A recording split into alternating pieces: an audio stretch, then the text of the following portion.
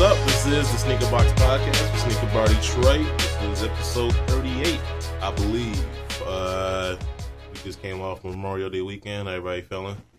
All right, I'm good. Blessed. Got Guru, Scully, MJ. I'm in the building. What's up? I know you've been out of commission the last couple weeks. Yeah, man. I thought those Appleton thugs took you out. They actually did, man. But I was saved by some other thugs from Fargo. Oh, okay, that's what. Shout out to them. Oh man, that's crazy. So in any event, somebody was supposed to come through. I barbecued and saved some food for somebody. Don't you hate that? And they don't come through, and the plate just sitting there. Man, I'm not doing you no more favors. I mean, I'm gonna say right now, you lost 2 pork chops already off the top. Me and my wife was like, "Yo, forget him." Did you make pork chop? Huh? Did you make pork chop? I made pork chops, ribs, chicken, hot dogs, hamburgers. I can't eat pork chops, but I would have ate everything. Oh, that's nice to know. I wish you would have told me that. Had you been there, you probably could have said, "Yeah, you're right. You're right. I messed up. I gotta come. You gotta invite me to the next one. I promise. All right. Yep. Which will be what? We got 4th of July coming up. Yeah, I'll be what day here is for that. That? Friday? Saturday? It's a Saturday because them ugly infrared low sixes drop. I thought it was the black. The low top sixes don't drop the black ones. No, the white. No, the infrared. The black sixes come out August. August, September. At first, I thought the Bordeaux's were dropping July 4th, so they must have changed that date, man. Yeah, they drop them later on, maybe another month. I don't think they're coming out July. No, they are coming out late July, I think. Okay. But anyway, this is the Sneaker Box Podcast for Sneaker Bar Detroit, sponsored by the Greats brand. There's a time and place for everything, and that includes sneakers. So if you're looking to step your game up and get your grown man on, go on to greats.com and check out the selection of premium and casual dress shoes. And as always, we got the hit list. Pretty low-key hit list. Before I go to this list, though, shout out to my man Aaron Tunney. He got me those Hair 7s. He battled online to get my pair, so shout out to him. I ain't even have to work. I really like those too, man. Did you see the Nike Air? Yes, on the inside? I put the tape on the heel. Like that's never going anywhere. For real? Yeah. That's they dope. Yeah. Everybody got their pair though, right? You said you got your pair. You got your pair. I been had my pair. Yeah, in case you guys can't see it, but she just kicked out. She got her 16s that she just unds'd today. Like the outsole is still icy. It's crazy. But yeah, shout out to him, man. So I'm definitely gonna talk to him when those shattered backboards come out. That was hot. Yeah. In any event, got the hit list. So start off with the Nike Kobe 10 fundamentals. We got the Puma XS 500 woven collection, the Air Jordan Retro 11 low bread. Part of me wanted to troll and wear my mids. Really? Saturday, just to be like, because I feel like everybody was just going nuts as if they have not seen this shoe. Those are hype though. Like 5 different times in the last 4 years. Those are nice. I mean, I got a pair, but I still like the LE lows better. You like the lows better? The LE lows. Oh, the okay. IE lows. IE lows. Yeah, okay. Yeah. Those better. So that's why when I heard those were dropping in August 1st and September 12th, then the low top 11s I look for the most. They're more comfortable with the leather. You get more wear out of them. Yeah. And Jordan hooped in them against the Knicks, the black pair. Right. So, I let them live though. I wore my Space Jams instead. They were impossible to get, man. I know at some point I was like, dude, like really? Like I didn't, because the bread 11s have been retro. Twice? What's impossible? What's impossible to get? No, those low top 11s. Those bread lows over the weekend. They sold out. They were going real fast. Like I just called around. I had no intention of buying them, but I just called around just to see what the status was, and everybody was like, "Yeah, they gone." Did that make you want them after they sold out? Nope. Oh, okay. My mids are still crispy. My mids are still crispy. Like I'm like, why? Like I'm a practical sneakerhead. Like if I still got a dope shoe, like if I still had the Hair 7s, and they were still like dope, I wouldn't have bought the ones. I would have. It's just the matter of this stuff. Ain't nothing wrong with that. I'm just saying for me, I gotta pick and choose what shoes I get. Also, shout out to Brian Rubber though for these Reebok ventilators. They dope. I like them. They brought back a lot of nostalgia for me. Those the Bible boat. Wearing them today. Took him back. MJ's. She got the 16s on. I killed everybody today. Yeah, you won today. You officially win today. So we got the Epitome Special Edition, Saucony Shadow 5000 Righteous One, the Hal Special Edition, A6 Gel Light 5 Medic, the Saucony Shadow 6000 Bermuda, the Size Special Edition Reebok Classic, Teasel Suede Pack, the Diodora Heritage Trident 90 Blue Shadow, the Nike Free Hypervenom Mid FC Cool Gray, the Nike Archive 75 Light Aqua, the Nike Air Hirachi Persian Violet Tie-Dye, the Nike Blazer Mid Premium Vintage Pinstripes, the Adidas Tubular Runner White Black, Adidas Superstar Foundation Scarlet Red, the Nike Air Hirachi Black, and last but not least, the Adidas ZX Guns Gray.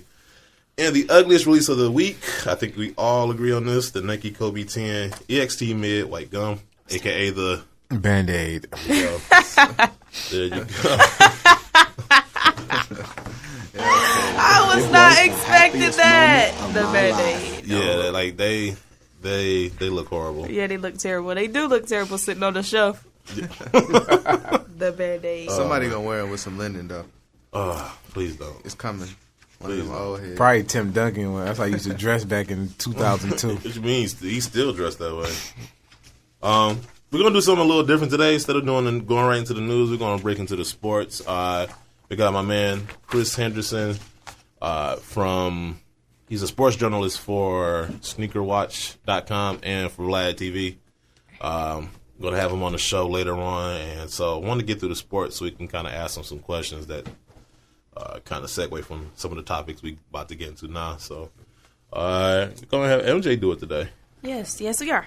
Okay, so both the Eastern and the Western Conference Finals of the NBA playoffs are just about to be over. Here's where we are in the West. The Golden State Warriors are up 3-1 to the Houston Rockets. They have a chance at the end of the series back at home at Game 5.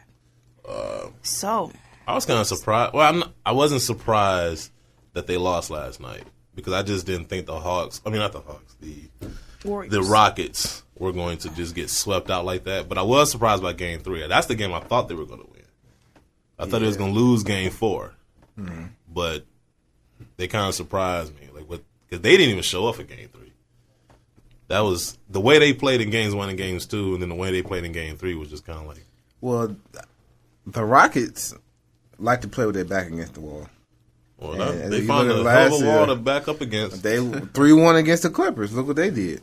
That's true. Nobody. Well, that's 3-1. People have come back from 3-1. 0-3. And it's 3-1 now. We'll see. I think it's probably going to end up being a 5-game series, but they come with it. They come with it now. Now, Houston has nothing to lose. Now the pressure's on the Warriors, and especially if the Rockets win, Game 5. Oh, Warriors are in. Here's the thing. I think it was one of those things where, just for their own self-respect, they didn't want to get swept.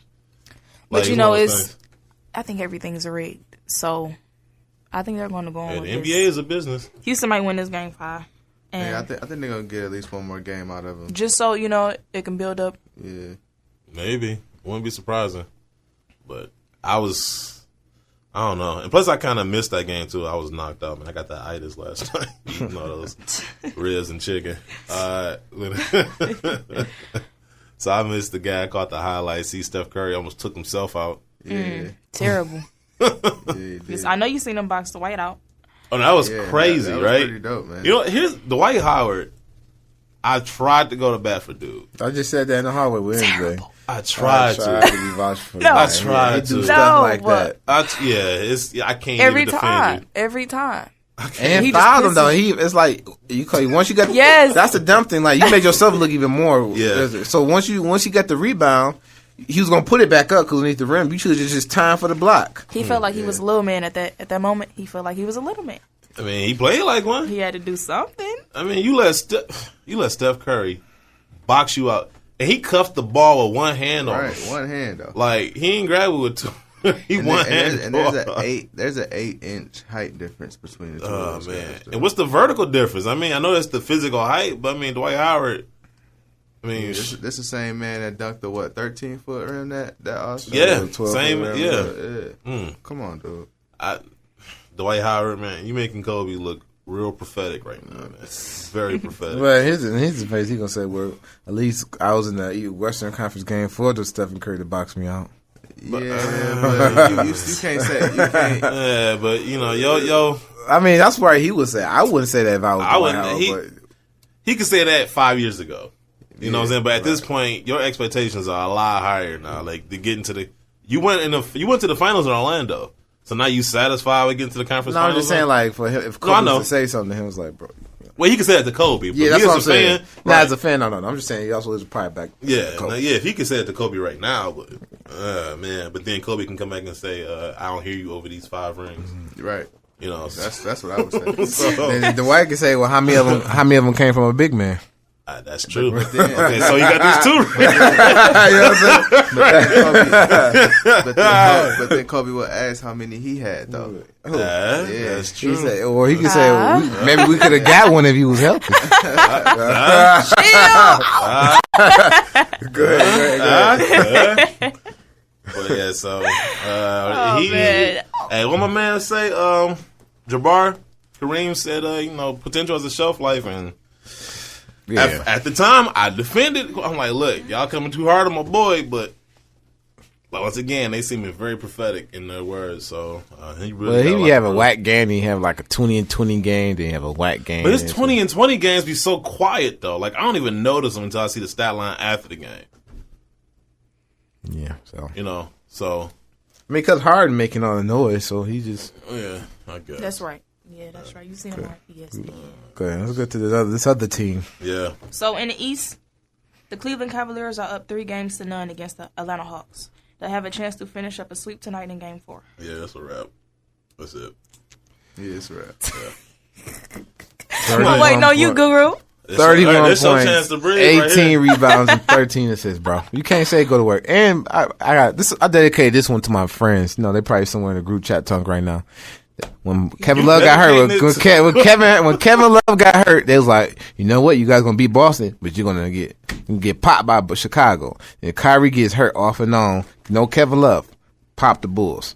Now Atlanta Hawks, #1 seed, no Kevin Love, no Kyrie, still giving them work. And clutch 3. So, I mean, you can't deny it. I mean, my boy's talking about this is Stephen Curry's league. No, it's not, bro, because he just got his first MVP. LeBron 4 up and been in the finals 4 straight years. You can't say that this your league. You ain't been to the finals yet. So, my man's putting in work as expected, and he's making his team better. No one has ever been able to tame J.R. Smith but Bron. That shows you the leadership between Carmelo and LeBron. First-year coach, and you got Iman Shepherd playing like a... Who's been making a counter-argument to that? What? And James Jones coming off the bench giving you 10, 12 points. I mean, go back. Rewind, though. Who's been making a counter-argument that Carmelo is an equally... good leader. Who said but that? no, I'm saying between. No one said that. I'm just saying the problems that when Brian said, like Brian said, they said that the management said, like, you sure you want Jared here? And Brian said, get him here. I'll take care of the rest, and he has. And I ain't the biggest LeBron fan myself, but I man, look, I'll have to be hot on crack to make even an argument against him with Carmelo. I mean, they got the equal, like, the game is there, but just Carmelo's defense isn't there. But, like, all-around scoring, Melo can give you any bucket. Just the leadership, some intangibles. But even with the scoring, though, Carmelo is like a black hole. Like, dude does not make his teammates better. So, speaking of Carmelo, there are... whoa. You breathing heavy as if I said something outrageous. What happened? Nothing. I'm listening. There's some rumors swirling that the Lakers are going to offer Julius Randle and their second pick for Carmelo. Yeah. Would I do it? Kobe Bryant and Carmelo Anthony on the same team. But Kobe Bryant is the star. Y'all Laker fans must have got a little pond outside y'all Staples Center. Y'all can just flick pennies and make a wish every week. And they still got enough money to pick up somebody else. Like a LaMarcus Aldridge. Man. But that's it. As you see, you still need a bench. That's what gets you through the playoffs. You can have a stack 5. Prime example, Atlanta doesn't have a bench and they struggling. You know what I'm saying? Houston bench ain't that strong and they're struggling. But what's the Lakers, that rookie they just got last year? Julius Randle, right? No, the other kid, the light skinned kid. Don't you talk about the one that be dunking all the time? I know you talk. I can't think of his name though. Man, but he nice. He really nice. But also you gotta stack your team according to your competition, because even if you get a number 2 pick, you're gonna have basically 2 rookies starting on your team next year. You know what? First of all, how fraudulent was that draft? I'm sorry. You think so? Yes. Come on, man. Yes, dog. Come on, man. I refuse to believe the Lakers got there by chance. I just don't. I agree with what I mean, they only won 20 games. It wasn't they had no, I'm just saying. But usually the worst teams don't get the first or second draft pick. Yeah, Cleveland. Them years and that was. I thought that was fraudulent too. But they had the worst record because Braun wasn't. Once there. again, I thought that was fraudulent too. Just like I said earlier, the NBA is still a business. But in any event, they got the second pick. Flow game. Sorry. See everybody. You can talk about the bench. You can. At the end of the day, Kobe Bryant is still there, and he has not played well with any other teammate, superstar teammate, without the exception of Paul Gasol, who I think had battered women's syndrome the whole entire time he was playing with him. So I don't. Yeah. Like, he's ran off every star. Like, and no star. And that goes to your leadership because how can people offer you $90 million and they won't play with you, but LeBron got Mike Miller to take a $14 million pay cut to come to Cleveland? Once again, not the biggest LeBron fan, but he makes a very good point. Like, I can't even argue with that.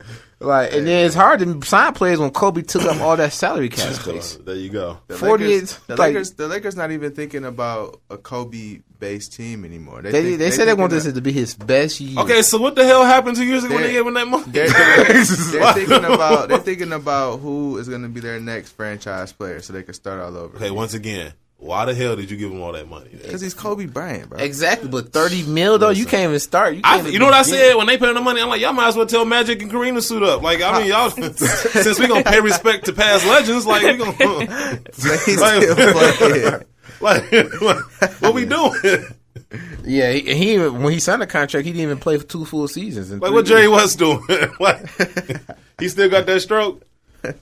So I mean, it's still on the spot up. Just go in the corner and spot up. It's gonna be looking tough. It's gonna take y'all a minute to get back to where y'all need to be. Yeah, because Golden State ain't going nowhere. Houston, then the Clippers trying to get Paul Pierce for his last year. You know what this is gonna be like? This is gonna be like the mid '90s for y'all. Remember, like y'all were like irrelevant. Yeah, Nick Van Exel and Eddie Jones and all them people. They were straight. Just had a team. Shaq I don't think they're gonna make obviously like a title run, but I think we'll have a better year.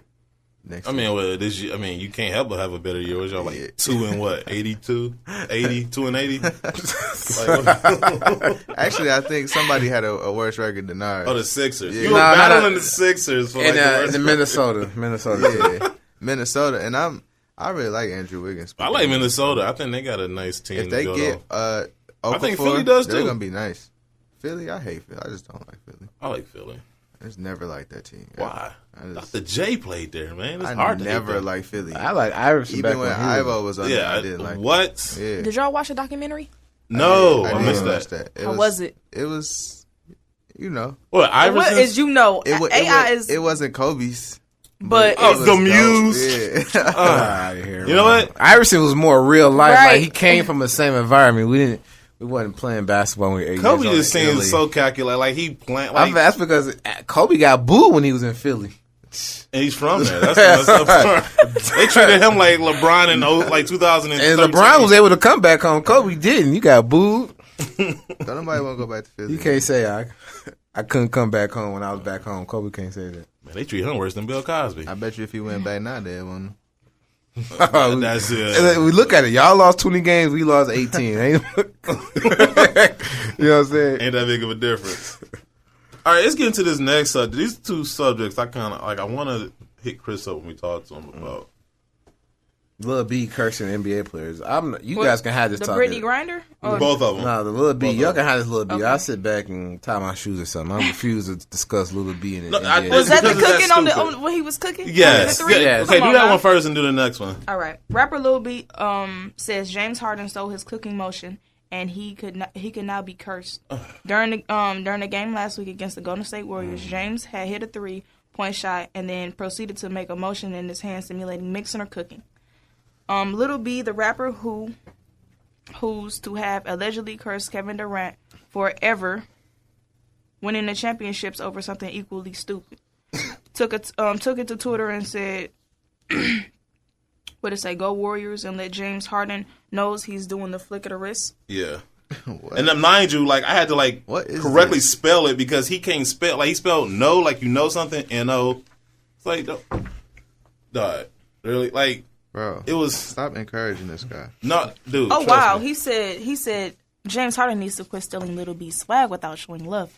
I know. He hasn't been relevant in 2 years. That motion. Oh, everybody borrows everything from everybody. That's the only thing I know about him is his stupid curse. So, what song is he? So when Lil B buys George, and Michael Jordan said, "You cursed because you didn't show me no love. You didn't pay homage because you bought my shoes, or Kobe shoes, or LeBron, or the NBA players want to be rappers. Rappers want to be NBA players. That is so true. So true. And Master P just brought it all together at one time for 3 weeks. You know what I'm saying? Like, he's the hybrid. No, you know they're supposed to be retro on his shoe, right? Who's? Master P. Oh, Get God. out of here. Like, I have the utmost respect for Master P as one of the legends of the game, business wise, music industry. He did. One of my favorite Lloyd Banks bars was, "This can get uglier than a Master P sneaker."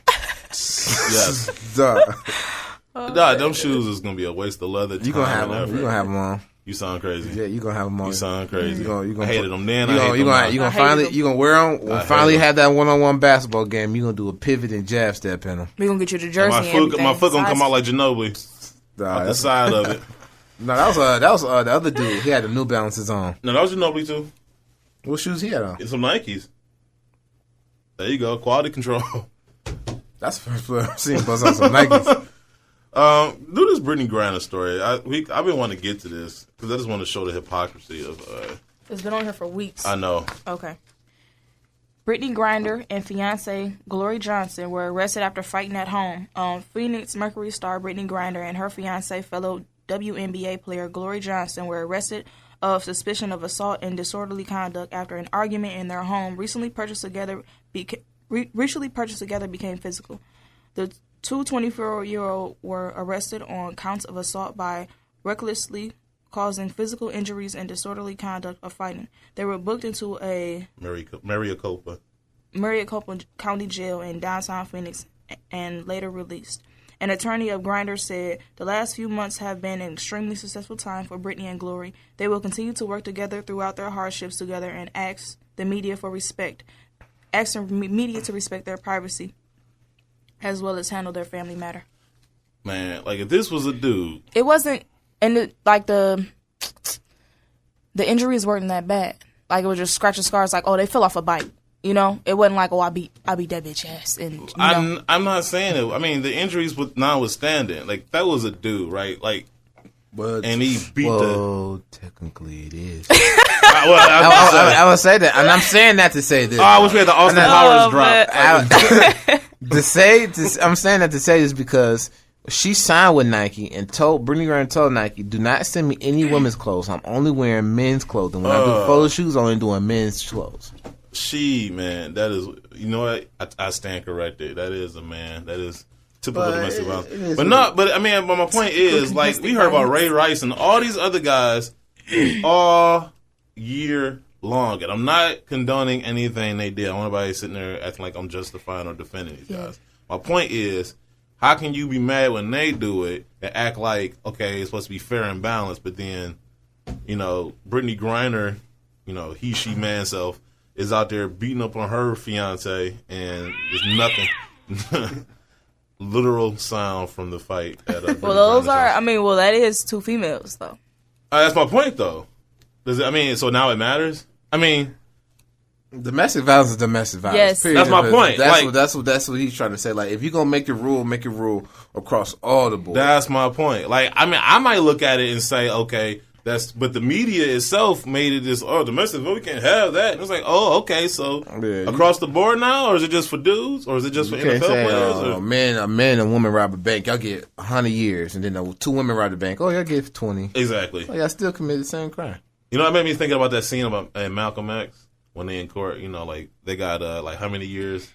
I don't know. And like last thing I remember is like, get your hands on my pocket. That's the last thing everybody remembers from that movie.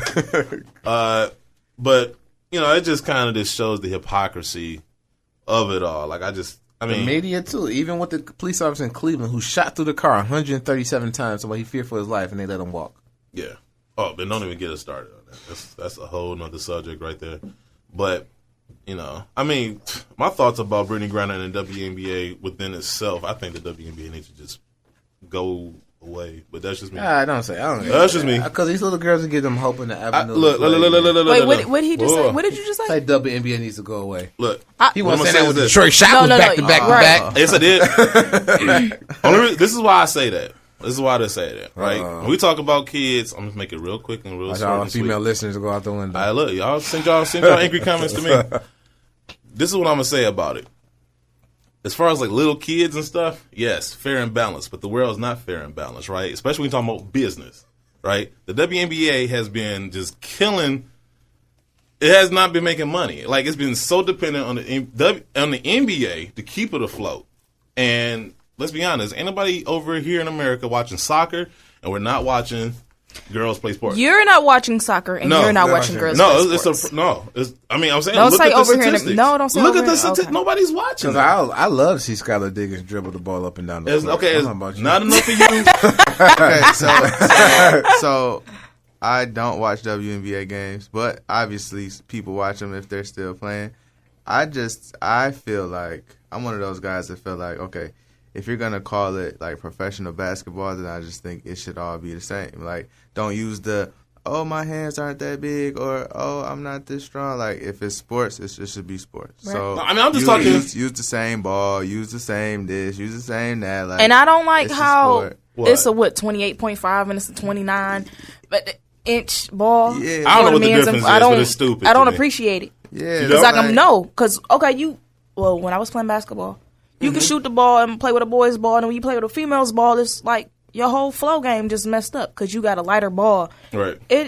Just because I'm small don't mean I can't shoot the same ball you shoot. Right. I mean, I would never. I mean, first of all, that's his point, not mine. I just got mad at you because you just said. No, my point was strictly business. It's like, as a business model, y'all not making money. So can people say the same thing about hockey? Because I do agree. Fell off terribly, but people still. I feel like that too. Like, if it's not making money, then I mean, and they about to raise the salary cap for hockey. But my thing is, from what you think, after the difference between the NBA and NHL, because I used to have this argument with this guy when I worked a long time ago. NHL didn't know how to bounce back and rebrand itself after lockouts. The NBA did. When Jordan left, they still found another superstar. They rebranded even after lockout. They got bigger and bigger. NHL didn't. Well, they also the problem was too is expanding in the markets that really weren't the hockey. Like, hockey is really big in Canada and like the northern states. Like, going down to like Arizona, like nobody's really watching it. They got other stuff to do. Well, it's hot enough. They go to the rink and cool off. Go ahead, Aaron. Maybe so. Go ahead. I forgot what I was merchandise is huge in hockey, which I would think, is one of their actual big factors why they are still relevant. As far as the WNBA, man, I do agree. Like, I just don't think, like, you don't see the sponsorships, in the WNBA as you see like they about to make the jerseys look like NASCAR jackets, like in the WNBA, because they're not making no money, so they about to have sponsors on the jerseys. Well, sponsors are already on the jerseys, but sponsors are already on some of the jerseys. It's like that globally. Well, there you go. Like, soccer's I think soccer. But I'm talking about over here, like in your main sports, you don't have that. Yeah, but that's because we want a more global appeal now at this point. But still, they have to do it. And then on top of that, going back to the Shock, they were winning championships. And they got bounced out the Palace. I was there. Like, they bounced them out. They made them play that Kobo. They got bounced out for some concert. Like, and I asked somebody, like, if the Pistons were in the finals, would they ever get bounced from the Palace? No. They gave us, matter of fact, they gave us free tickets. We was at Joe Dumars. And my sister was there with us, and they gave her tickets, and they asked her who was with her, and they gave her enough tickets for Game 3 of the finals, which is like the Game 7. And they gave us, was it Game 5? I don't know, but it was like the last game of the series, and they gave us free tickets. Like, when would you ever get free tickets to the Pistons finals? Never. When would the Pistons ever be kicked out of their own house? Never. Yeah. So that's my point. It's like, I mean, this was a winning franchise. This wasn't one of the worst ones. Yeah. So, I mean, like I said, y'all can hate me if y'all want to, but the truth is what it is. Nobody's watching it.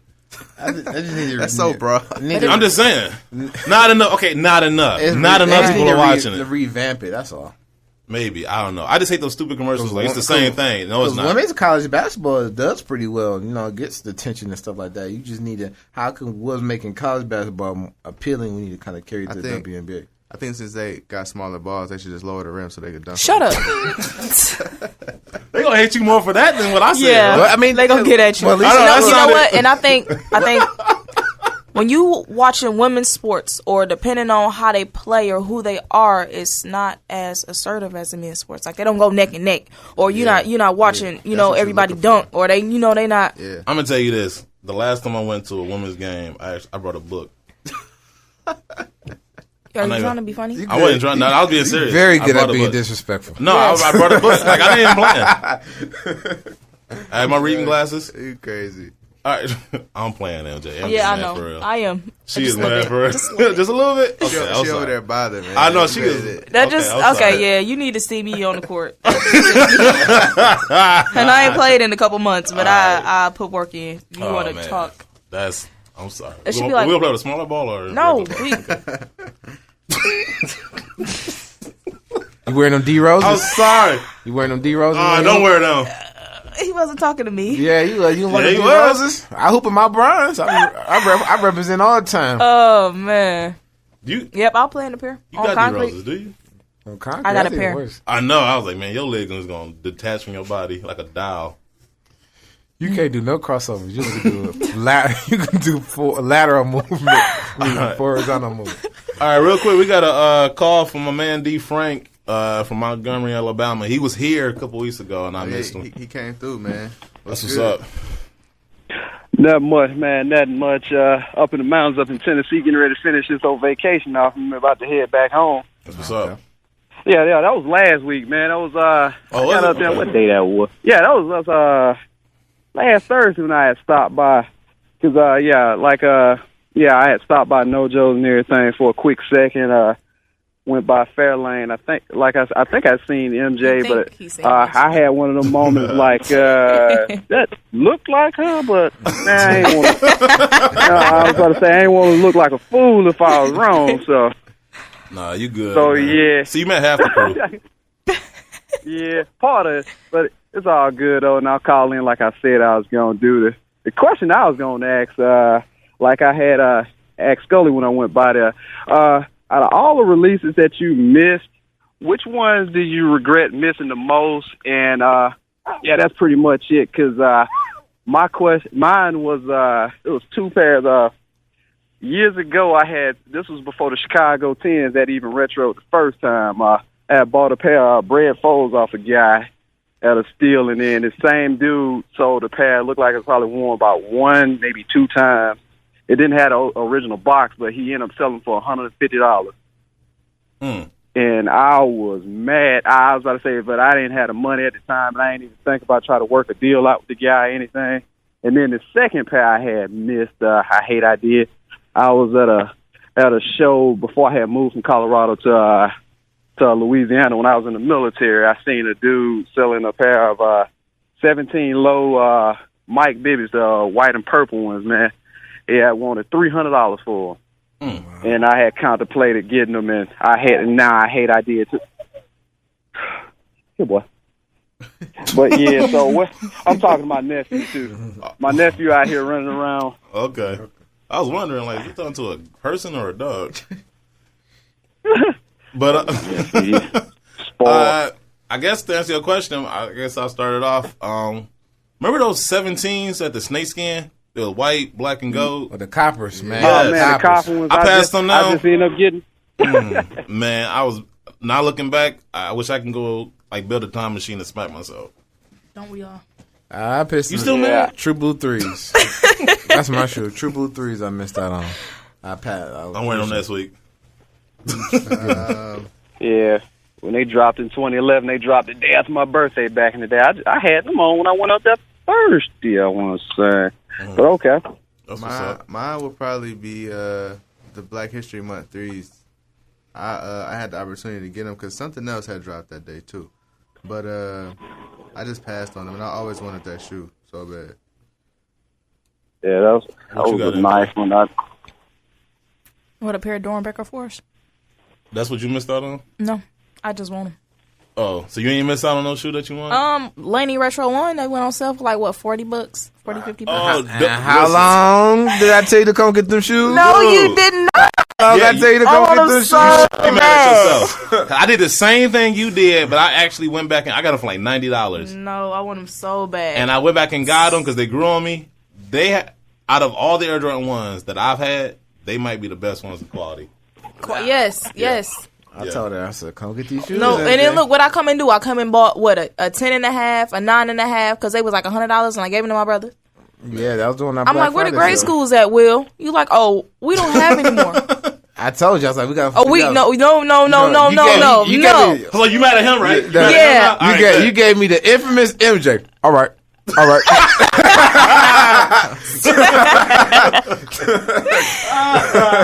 man. Man, that's crazy. No. I can't believe you missed on those. I mean, I almost left missed on school. myself. I left school to come up there and pick them up.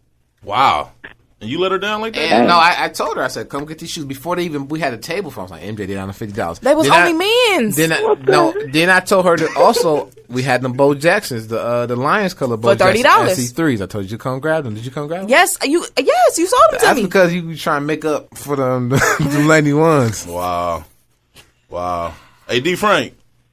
What up? What's up, man? Hey, promise you, next time you come in through the D, man, we'll go out for lunch or something. All right, man. I'm supposed to be coming back through there in July. All right, bro. We'll make it happen. You got my number. All right. All right, bro, man. Thanks for calling in. Take care, man. Hey, no problem, man. Y'all take it easy now. You too. You too, bro. All right. All right, let's get to Dwayne Lloyd real quick before we get to Chris. Dwayne, what's up? Dwayne Lloyd? Yeah. Hello? Yeah, Dwayne? Hey, yes. What's up, man? Hey, man, what's happening? How y'all doing? What's up, Good, man? you? Doing good, man. Doing good. Hey, look, I just enjoyed the show. Wanted to hit y'all up. I'm in North Carolina, kind of the center part of North Carolina. Oh, dope. And was going to hit y'all up. Before I told the call screener there, I was wondering, y'all made mention of bots. I think Guru might have said something on last week's show about bots. And first time I'd ever heard of them was when the fragments came out, and I was trying to figure out how to get those, which I didn't get them. But and I started reading about bots, and I was kind of afraid to spend any money online like that with scams like they are and whatnot. But with the shattered backboards coming out next month, and supposed to be even more exclusive than the fragments possibly, I was curious what y'all could tell us about bots and if they're for real, and maybe where to find a hookup on those shattered backboards if they're going to be that exclusive. One, I've never done bots myself. I really don't know too much about them other than people pay for them and they just attack a site until they break through and then, able to get the shoes, which bogs down the line for everybody else. And well, okay. So there's two things. There's one, there's like an add to cart service where you basically set up a separate Nike account and then attach it to this bot, and then it would basically just buy the shoe for you just automatically. You know what I'm saying? And if you don't, if it's unsuccessful, they usually refund your money. And then there's another one that you kind of just pay for, like this. I would say like this bar that's like at the top of your page that when the shoe comes out, it just automatically takes you to, like, the shoe is in your cart and you just pay for it. You know what I'm saying? But it's just like a matter of timing and code and stuff like that. But to me, it's kind of just like unfair. You know what I'm saying? Like, why not just try to get the shoe the regular way, wait for it to count down, yada, yada. But you know how the world works, man. Everyone always wants the upper hand. So, right. I feel you. And that's kind of what I figured if it was good for you, it might be, hurting somebody else. And yeah, for sure. Then again, it's the same way around here. Everything's around these parts. Everything now is by the lottery tickets, and the way it is, you go in on Monday and Tuesday, you get a ticket, and then they call you like either Wednesday or Thursday and Friday and say, hey, your name got drawn for your size. Come pick it up Saturday between 8 a.m. and 10 a.m. or from 8 to 12 or whichever the case may be with whichever store. And and but there's not this area is not heavily saturated with shoes, but sneaker lovers are growing, especially with the young. I'm a 47-year-old man, but that's dope. There's a lot of kids that are getting into the game, and so there's a lot more people around these parts wanting shoes. But it gets kind of frustrating because some of these people, you see the same people walking out of the stores with the shoes, right. and so something's up. But then I got a local guy that hooks me up sometimes too, so I can't hate on these other people get hooked up when I'm getting hooked up sometimes too. So, but it is frustrating because the hard to get shoes like these shattered backboards. I mean, there'll probably only be one place, the Foot Action here at Four Seasons Mall.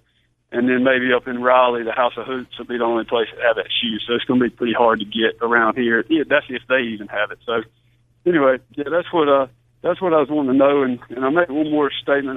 The guy that was on from OSD, Sean Williams, is that his name? Yeah. Mm-hmm.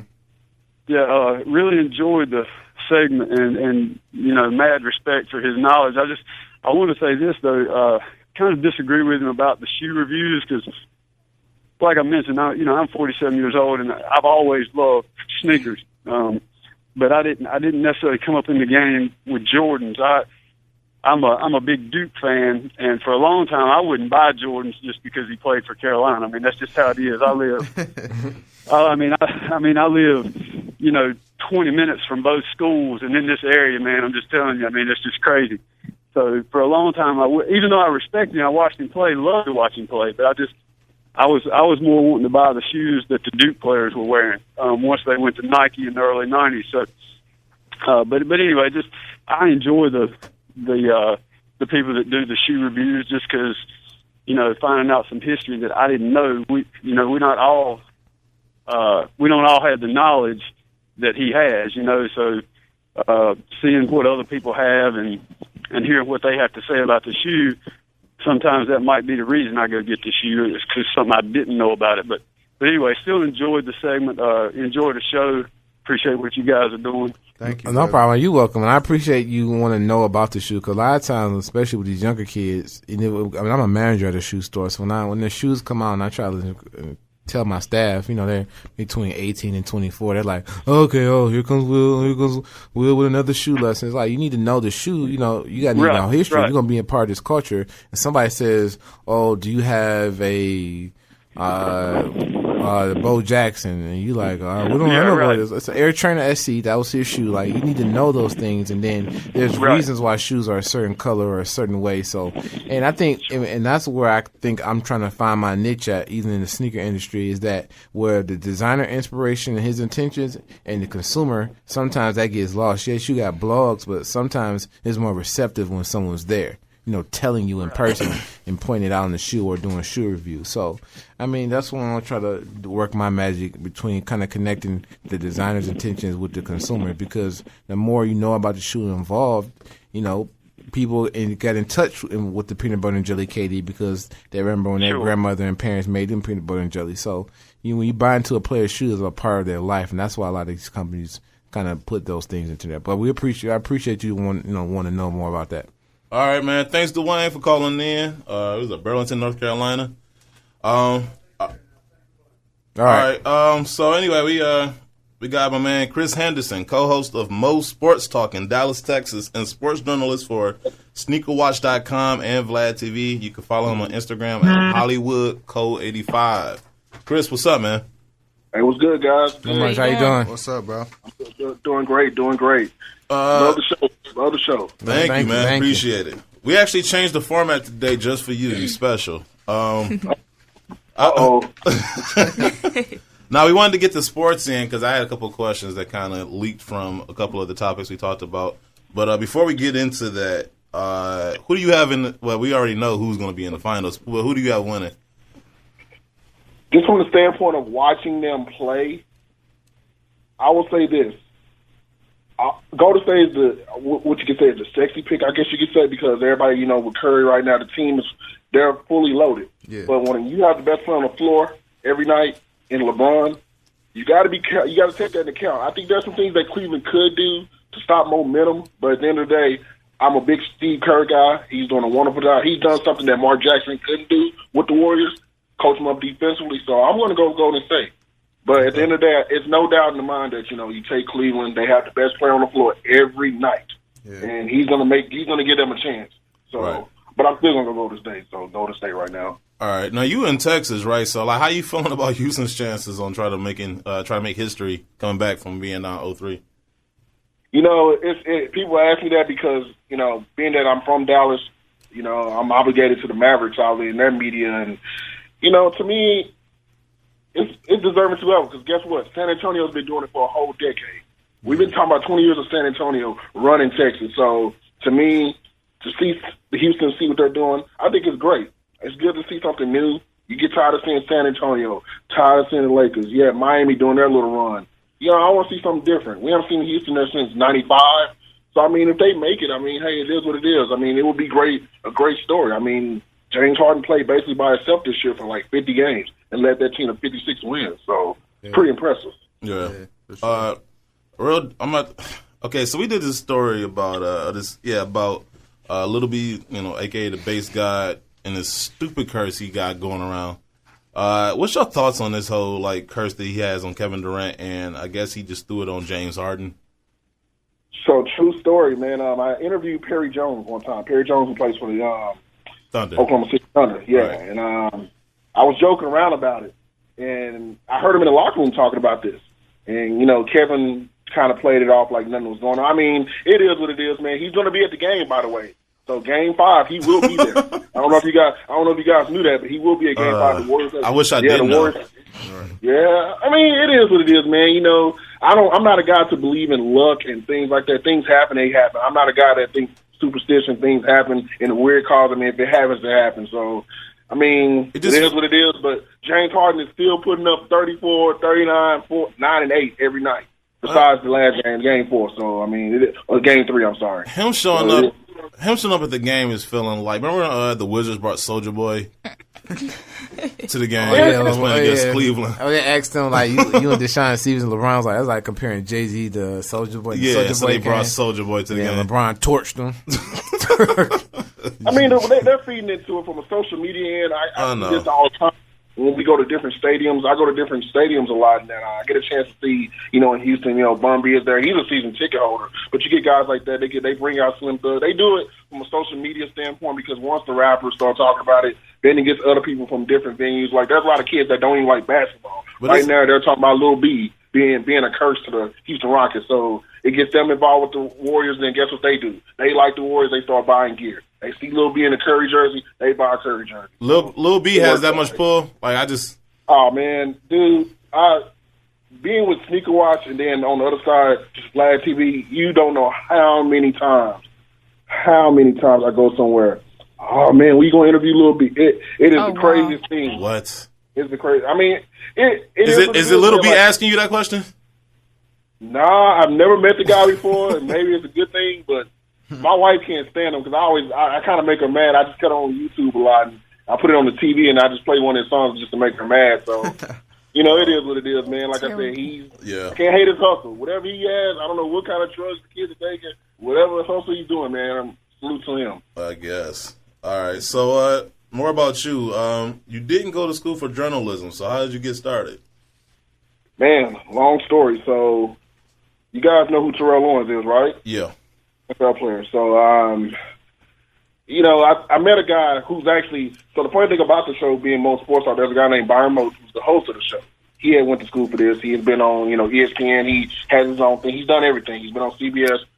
One day I was sitting there talking to T.O., and he saw me. He thought I was interviewing T.O. It was like just a friendly conversation. Mm-hmm. And he approached me about it, and he was like, man, you ever thought about doing radio? I was like, nah, not really. He said, well, you seem to be good with athletes. And he had also noticed I was talking to several other, at the time it was Cowboys. I was talking to a lot of Cowboy players. I had this good camaraderie with them. We were talking, sneakers and, just different sports beyond just football. So it led to that. I came into the show. I had got a couple of Cowboys come in with me. And next thing you know, it was like, hey, come back to the show. Then it's all of a sudden, hey, we need you on the show. Maybe you can do this every other month or something like that. Next thing you know, I have a contract in my hand.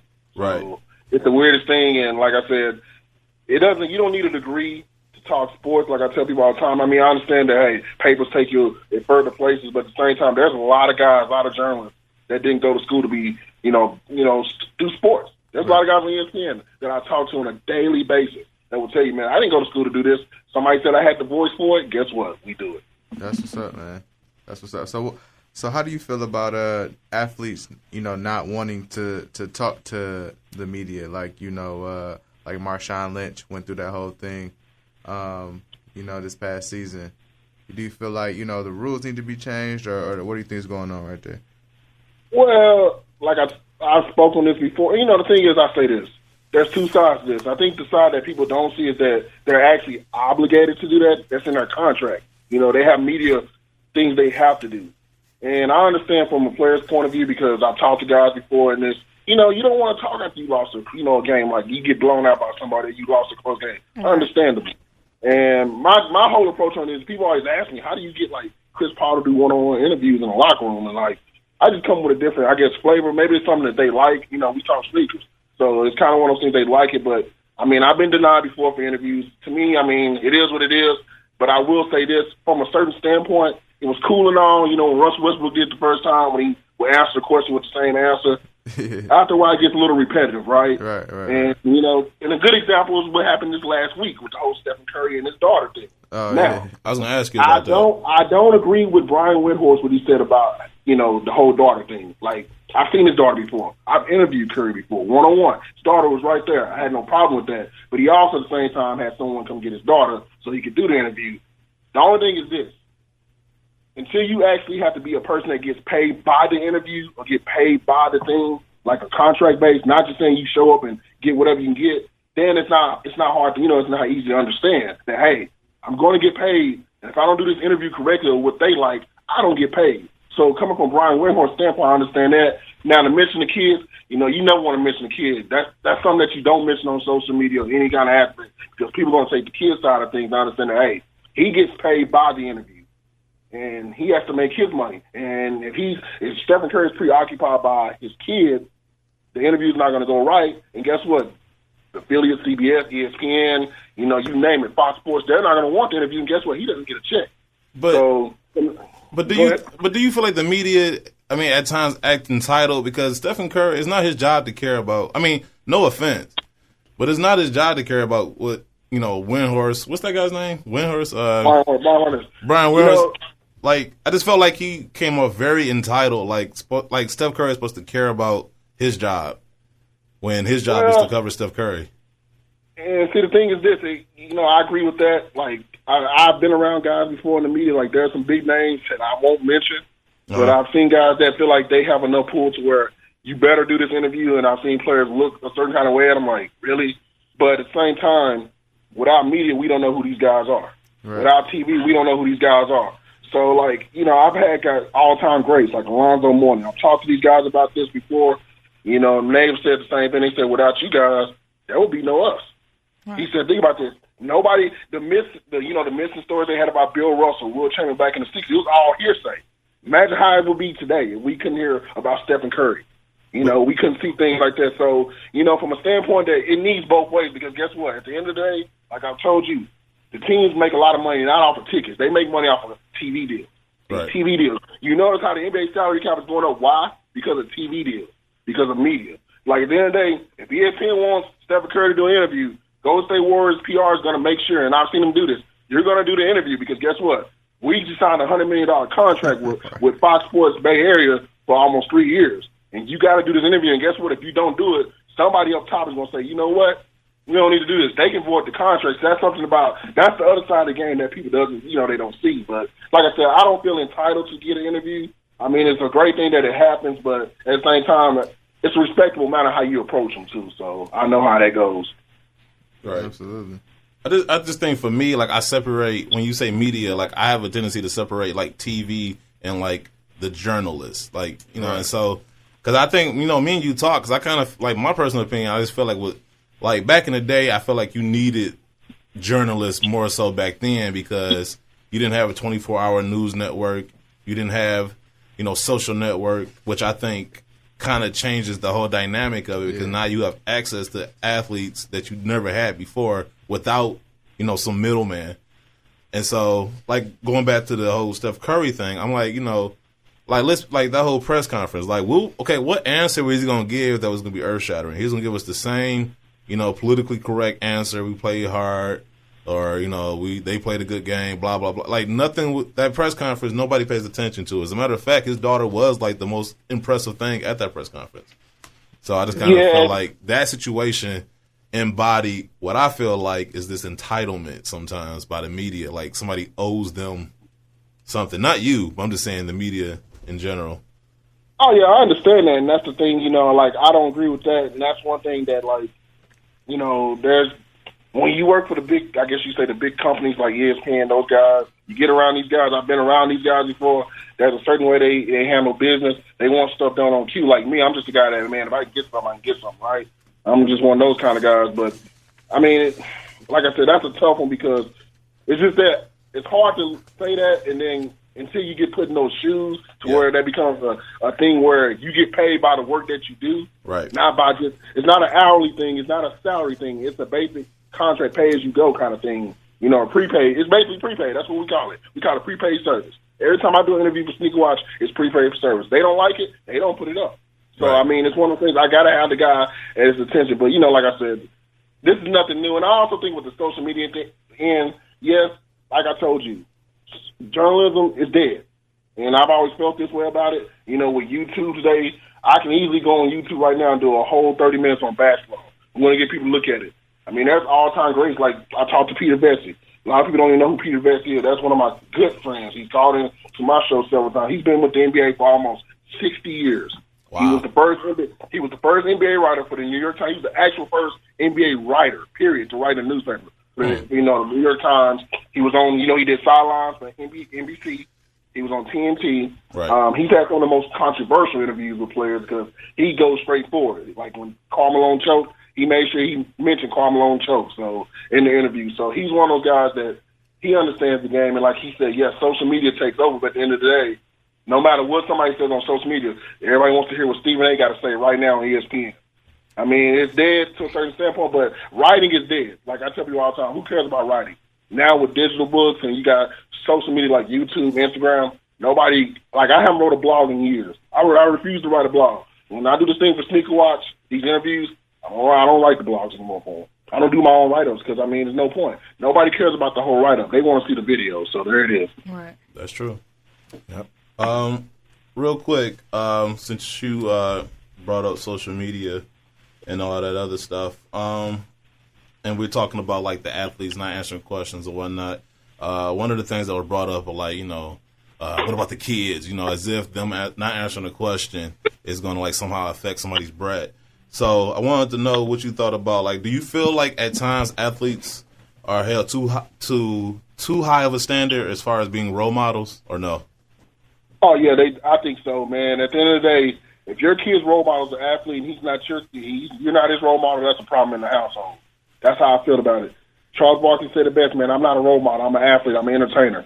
Right. You don't want me to be the role model. Because guess what? Every kid's not going to be able to play professional basketball. Right. Those dreams are going to die. Right. So to me, your biggest role model should be your parents. If your parents can't be your role model, there's somebody close to you, maybe a teacher, something like that. Those are like, for me to say Michael Jordan's my role model, I'm not 6'6". So I'm not going to make it to the NBA. I'm not going to be able to do all this. And for me to think that, hey, I got a chance to be like Michael Jordan, no, not everybody's going to be Michael Jordan. That's a 1 in a million chance. So I feel like, the athletes, people do that on purpose because they tie money with major responsibility. And I think that's wrong. That's wrong. Right. Yeah, I feel the same thing, too. It's like you can have people you like and look to, but it's the same thing like LeBron's my favorite player, Jay-Z my favorite rapper. Like I like those guys and I kind of meant to them, but at the end of the day, I still pray. I still ask my mom and parents for advice and things of that nature.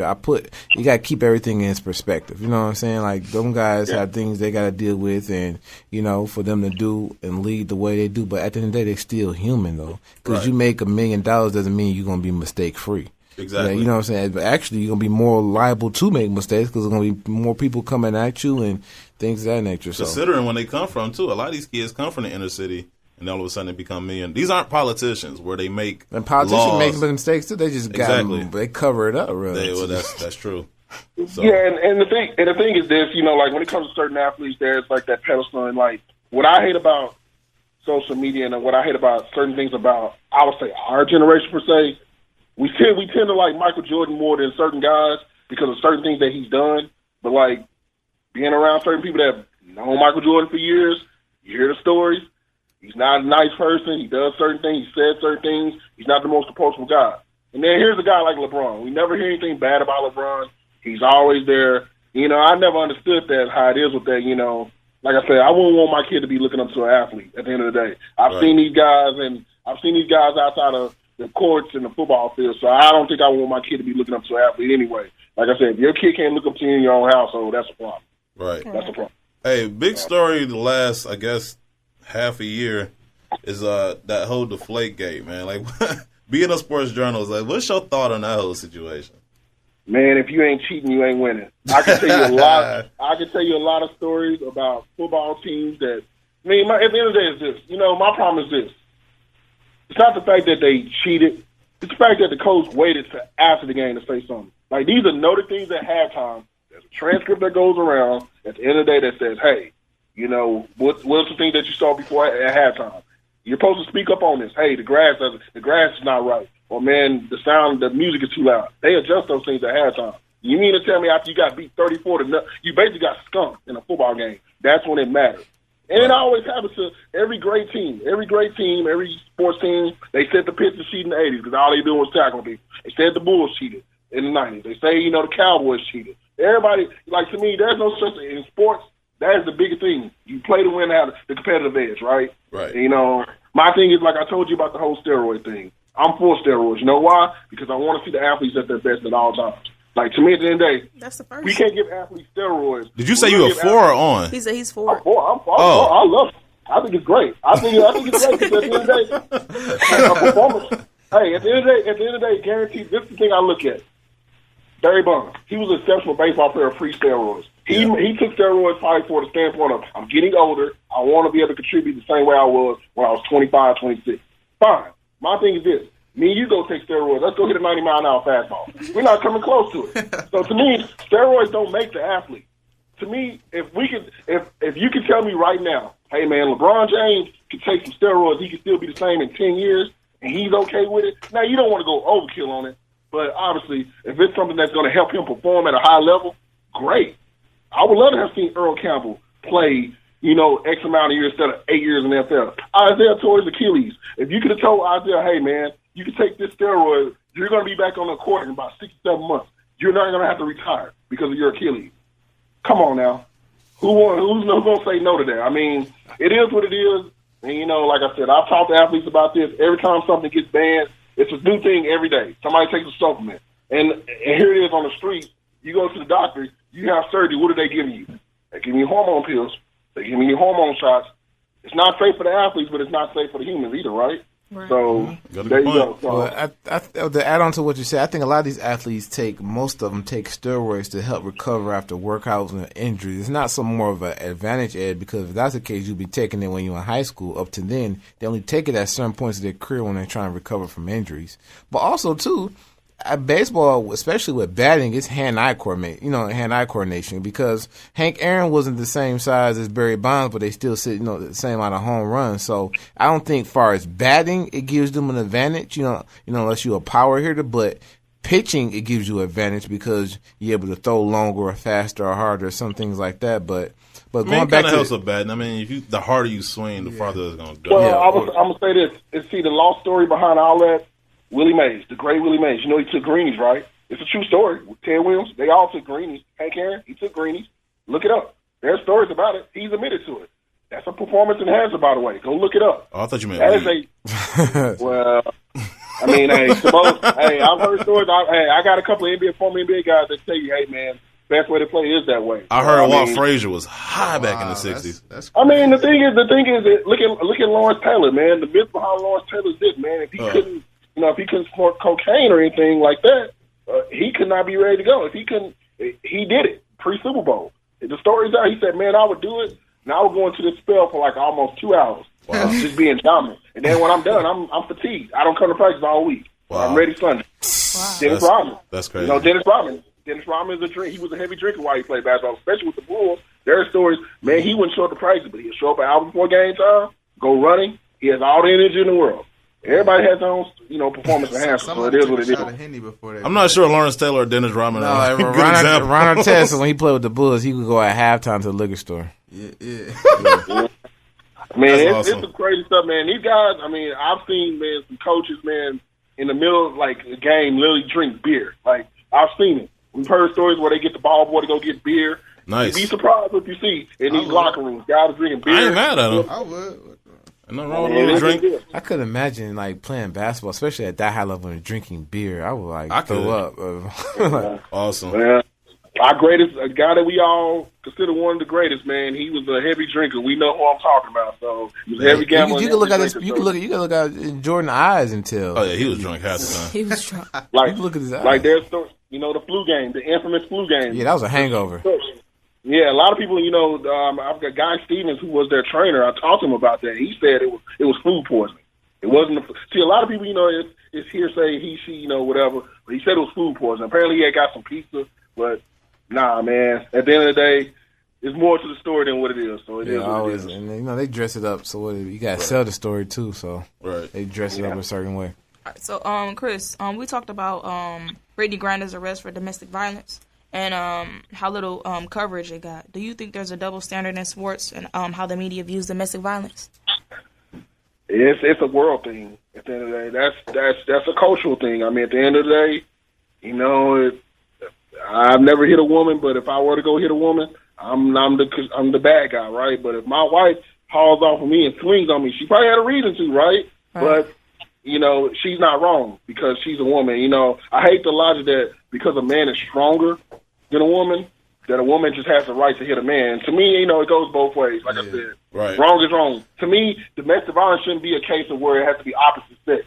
Like, come on now. Like, Brittany Griner got, what was it, like maybe a 4-game suspension. Nothing was talked about it because she's a woman. Are you sure about that? Has that ever been confirmed? Well, honestly, I hate to say it, man, but it's the WNBA too. So it's nobody like out there screaming like, oh man, this is a travesty because it's the WNBA. Nobody's watching the game now. This was Ronda Rousey. Thank you, Chris. Shut up. Now, this is Ronda Rousey, for instance. Like, hey, Ronda Rousey goes up there and beat her boyfriend, who, by the way, he's a fighter too. He's a pretty good trainer and a fighter. So she goes out there and beat. Then we may hear a little bit of stories like, Ronda Rousey beat up her boyfriend. Right. It's some trouble. Look at Hope Solo. Nobody mentions the Hope Solo story, right? There you go. Another one. She beat up her family. Whole right? family, right? She's a soccer player. She beat up her family. Yep. But she's the poster girl for women's soccer in the U.S.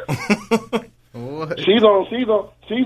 It's a funny thing. I think she was on one of those morning shows with those. I can't think what the women, The View, one of them shows. I can't remember. It was one of those shows, and they started talking about domestic violence, and she was there. It was almost like it was a pun. Like Whoopi Goldberg just sitting there looking, and like literally like trying to laugh in the camera. Like I know she's laughing at this whole thing, and Hope Solo looked so uncomfortable doing it. And like it was a double standard putting that situation. But it is what it is. It's wrong. But like I said, it's easy to say, hey, we don't do these things in this situation. We were taught wrong for right. But being around certain things that I've seen and heard from players, these guys, you talking about athletes that are on a different level for hormones and testosterone. I've heard stories, man, go both ways. Right. So the pressure's on them to do these things. I'm not saying it's right or it should be a pass on them, but it is a double standard in America for us, like women versus men, men versus women. It's wrong any way it goes. At the end of the day, it shouldn't be a capital punishment for a man, but for a woman, it's just, you know what? You should just call the cops and move on. Because guess what? If you call the cops, there's a study on that. 75% every time a man calls a cop on a woman, he's the one that gets arrested. Yeah. Somebody has to go to jail. Somebody has to go to jail when you call the cops in the house with domestic violence case. Because they don't. Any kind of like incident. Yeah, they don't ever think. They're not going to walk away. They're not going to walk away and say, oh, well, never mind. So, wow. That's crazy. There's a lot of research behind that. It's tough because people get mad. They get sensitive about that, and they don't want to. It's reality, man. It is what it is. Right. Well, I don't want to beat that story up too much. No pun intended. Shut up. But twofold question: who's the biggest player you've interviewed that you were starstruck by, and which athlete do you know of has the best or biggest sneaker collection? I'll do the sneaker collection first. He may end up being my best interview. I would say because after the interview, it was more of a weird scenario because we're in a cafe. I would say when I saw Chris Paul's collection, I've actually, and he showed me stuff on his phone, and it was a weird story behind it. So, you know, I always try to wear, like I told you, I like to wear my sneakers. That's another thing about me that maybe it makes it a little more approachable because when these media guys go there, they're wearing suits and ties. Man, I have on jeans and Jordans, LeBrons, you know, Asics. I'm wearing all stuff like that. Now, there's a couple of us that do that, but I do it a lot because that's my field. And, you know, when guys look down at your feet, they're like, oh, man, you got the Bread Ones on. So one day, you know, the Clippers game, I said, man, it'd be a crazy thing if I get Chris Paul. I've always got Jamal Crawford, great guy. Chris Paul sees it. He looked down at my feet, says I have the Bread Ones on. I said, yeah. He said, wait a minute, let me see him again. He looked at him, had a pair of the 94s on. And he looked. He said, those 94s, right? It's like, yeah. He said, whoa. And then next thing you know, he said, hey, man. He said, what do you do? I said, well, I work for this radio station. And I said, well, I'm with Sneaker Watch. He said, oh, for real, man? I said, hey. Then I said, hey, after the game, I want to interview. He said, cool. So after the game, he shows me these photos. He has, like, his own personal PE set of his Jordans. I've seen Jordan 4s that nobody will see the day of light. He showed me stuff he showed me his new shoe. I've seen Chris Paul's new shoe already. I saw it multiple. Like, I've seen it. Like, I actually have a photo. And I cannot leak the photo out yet, unfortunately, because I was told I couldn't at the last minute by a couple of guys named Samir out there at Jordan Brand. Those guys told me I couldn't leak it out. But, you know, he showed me his collection. I've seen some crazy stuff, man. Pre-Under Armour, Steph Curry. Steph Curry had a nice collection. You would never think that, but, man, I remember that he signed with Under Armour. I'll actually it's going to be on Sneaker Watch. I had that interview when he announced it, and I did the interview and everything, so that was kind of a weird scenario. But I think Chris Paul, man, I've seen some crazy stuff. You know, J.R. Smith, he's another guy. He's a known guy to wear a lot of shoes on the court. Thaddeus Young, man, it's T.O. T.O. was a Jordan Brand guy. Yep. I've seen his stuff. I've seen his stuff up close, you know, in person. I've seen a lot of his shoes, his P's. You know, Dez Bryant being a Jordan guy now, his Jordans are crazy. But from a retro standpoint, I mean, Chris Paul, I mean, there's stuff that every day, man, I get pictures of. I see these guys send me a PE 5s, you know, 4s. His New Orleans, I would say when he was in New Orleans, they did a lot of colorways and the retros, 1 through 17 at the time for him. Man, that stuff we haven't seen yet, man, that it's amazing. But I would have to say Chris Paul. Right. And I think he also may be my favorite interview from a certain standpoint because of what happened afterwards. I mean, we're in a cafe at the Maverick Stadium, man. I'm sitting down with Chris Paul. I forgot. I blacked out for like almost an hour. We're sitting there, that bus is running late, and he just starts going through his phone, and we're going back and forth on IG. Ty Lawson is another guy. I think I got photos on my IG with him, and he's another big LeBron guy. I've never seen that many LeBrons besides him and Wilson Chandler. Wow. Not naming LeBron, who I've seen his shoes. Obviously, you know, he would have every shoe. Ty Lawson, man, has, you know, these are guys that you don't hear every day, but if you look on the court, these guys got some crazy kicks. Ty Lawson now is a more performance guy shoe now, but, man, when he was out there just wearing retro LeBrons, he was out there wearing 3s and 4s and just crazy LeBrons that I've never seen, weak ones that you don't see every day. So, right. Man, there's a lot of guys out there that I've interviewed. But, yeah, Chris Paul, man, like, I'm telling y'all, there's no guy on Jordan Brand, not naming Melo, that has more pull that can get anything. Maybe Earl Thomas. Earl Thomas every day is having this. I've seen his stuff too, but Chris Paul, man, especially when it comes from like the retro standpoint, he has a lot of stuff. Did he ever he ever say he can get you a pair of those or any of those? See, this is what happens, and this is a question I get all the time. Why don't you get these shoes from players? Well, number one, on my media pass, and on everybody's media pass, it says that not take any gear, paraphernalia from the players while in the locker room. I've been very lucky sometimes that, hey, guys will come up to me and say, hey, man, you want these shoes? You can have them. Charlie Villanueva, another big guy, slept-on sneaker guy. Charlie Villanueva is another guy, deep collection. Me and him talk daily. I talk to this guy daily, actually. I send him texts all the time with shoes and stuff. He had a pair of those 13 that he got custom with the Mavericks logo on them. He's going to give them to him. I was like, yeah, I couldn't take them. I mean, at the end of the day, it's my job versus a pair of Jordans. And I don't think I want to risk my job on a pair of Jordans. I ain't mad at you. Yeah. But, yeah, I mean, man, I've had cleats given to me and stuff, and I gave them away. I know it sounds crazy. Nothing special. I'm not going to say, hey, now some Dez Bryant came with some Jordan 12 cleats. I'm not giving them away. I'm sorry. Yeah, you really have to break it down. But I've had Team Jordan shoes given to me from going to events and stuff, and I give them away. I think more important, I'd rather have jerseys signed, game jerseys. I got a lot of college jerseys signed, a lot of game jerseys signed from players. I got a friend that does that collecting. He's at the game. They give them to him, and he'll give them to me if he don't want them. Well, if you come across some 11.5s, man, or some bronze, man, you can send them this way. I greatly appreciate it. There's only two guys I know that in the league that I know of that wear 11.5. One would be Nate Robinson. Oh, yeah. And probably, man, I don't know. I want to say Ty Lawson. He's like a 12, I want to say, 11.5 on most of his shoes. But, hey, forget that. Size 15. Now, in your case, then, yeah, you in the game, man. You there we go. Walk out there we go. You can walk out. Yeah, you can walk out with anybody's shoes. Hey, real quick, what shoes started like your love of sneakers? Man, I remember I told you this shoe, but man, it's tough, man, because it's easy to say Jordan because that's, it was a market thing back then. It was very popular. I would say the whole Nike Fun Police run that they had in the mid-'90s, because around that time I was about 10 years old. And I don't, all these people saying, hey, man, I remember getting the Jordan 1s when I was, 4 years old. Come on, man, you didn't care about the shoe. I think my first shoe I actually cared about, they did the Nike Fun Police run. Gary Payton had his gloves come out like 96, I want to say 95, 99, 97, something like that. 98. Yeah, somewhere around that time. It was the Fun Police. Jason Kidd had his shoes. He was with the Mavericks at the time. I just remember like that Nike run, man. They had Kevin Garnett on there. That was all these guys.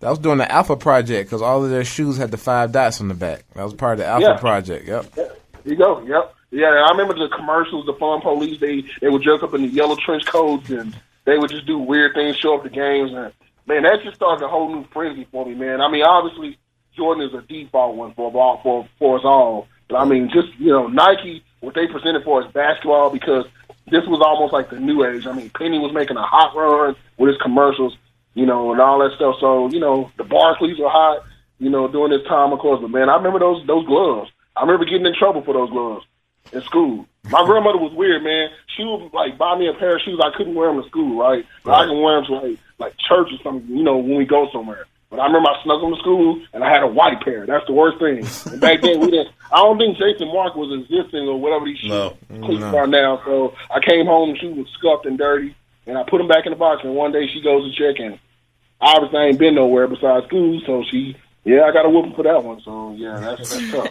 That's crazy. Hey, but look, man, we appreciate you coming on the show, man, and talking to us, dude. Big, huh? Yeah, thank you. I appreciate it. I love the show, man. You guys all come from a different standpoint of things. I love that, the originality. You guys are doing big things. And like I told you, you guys are in a good situation. What you guys are doing, you got fans early. You got dedicated listeners. Keep doing what you guys are doing. Right. Appreciate it. Thank you.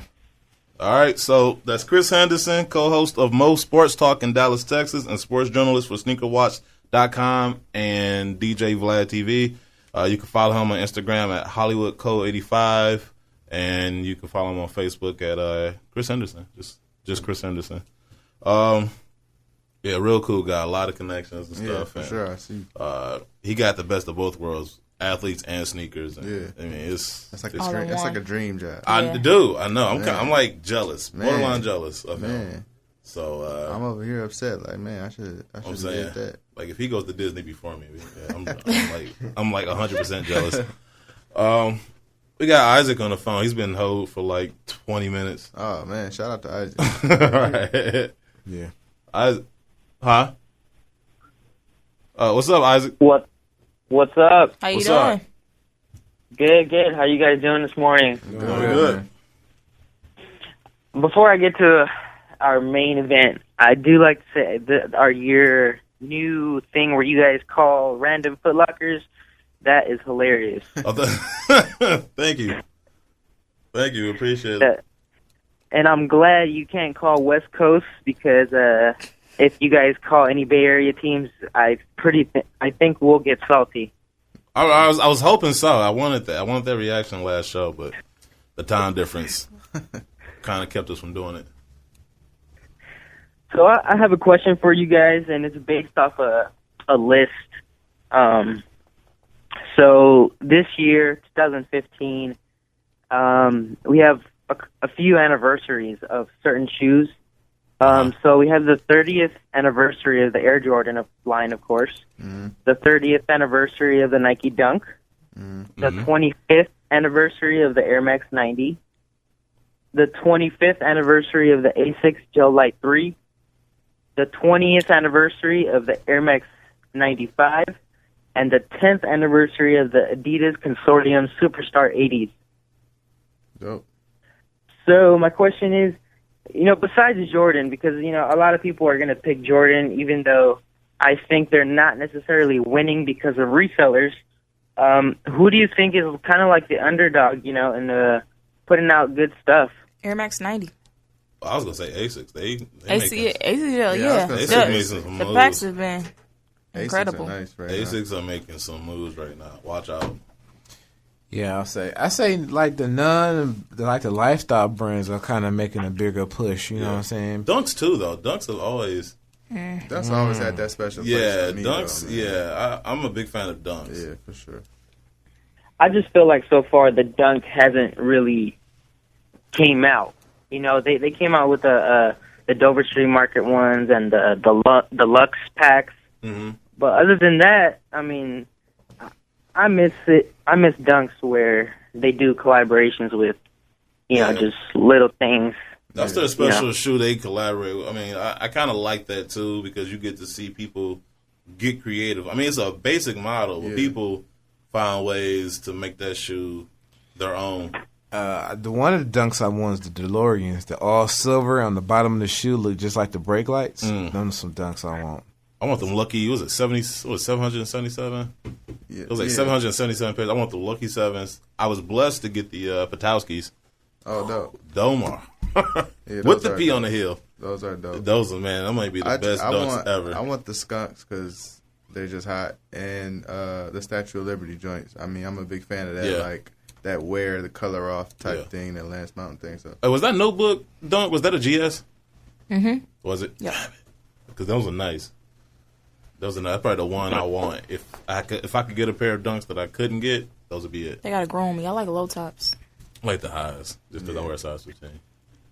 Lows don't look The right. MF Dooms are really nice. Yeah, the Domes are dope. And the Pharrell joints, the NERD's Dunks were nice too. Yeah. Yeah, for sure. And the What the Dunk is, come on, man. That's one of my favorite. Especially after I saw Wale wear him on that Complex cover with when he was on there with Seinfeld.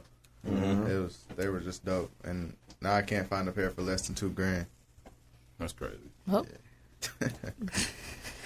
Yeah. All right. Was that it? One more thing. I was listening to the interview, and it was a good interview, by the way. Thank you. And he was talking about the interview with Curry and of course other players and how they sometimes may not want to respond. I just wanted to give my opinion. Yep. I respect that some athletes don't want to be interviewed for certain reasons, and I also respect that you have to give an interview because we paid for this and what have you. But at the same time, it's not fun to a viewer watching these interviews if these journalists are asking stupid questions. Yes. Yeah. Like who? Yeah. Like is LeBron your father figure type questions? Right, like come on, man. That was the. You hit him with the Russell Westbrook. What? I was tripping. That was the dumbest question. Yeah, I agree with you. One of the worst ones I hate personally are the "How do you feel?" questions. Yeah. How did you feel about this? Yeah. How did you feel about that? I mean, how do you think they felt? You know? Right. Did you just bleep yourself out? Did you just censor yourself? What's that? Did you just censor yourself on your phone? Yeah. Yeah. Yeah. It's just sometimes I just want to talk to these people who are asking these questions, man. It's just ridiculous. Like, right. It's just common sense. Well, that's my beef too. I kind of feel like for all this crying about athletes not answering questions, I kind of feel like that's the reason why questions you ask are like, I mean, who cares? Like you said, like how do you feel? Like we all know how they feel, except you. You know, you the one asking this dumbass question. Right.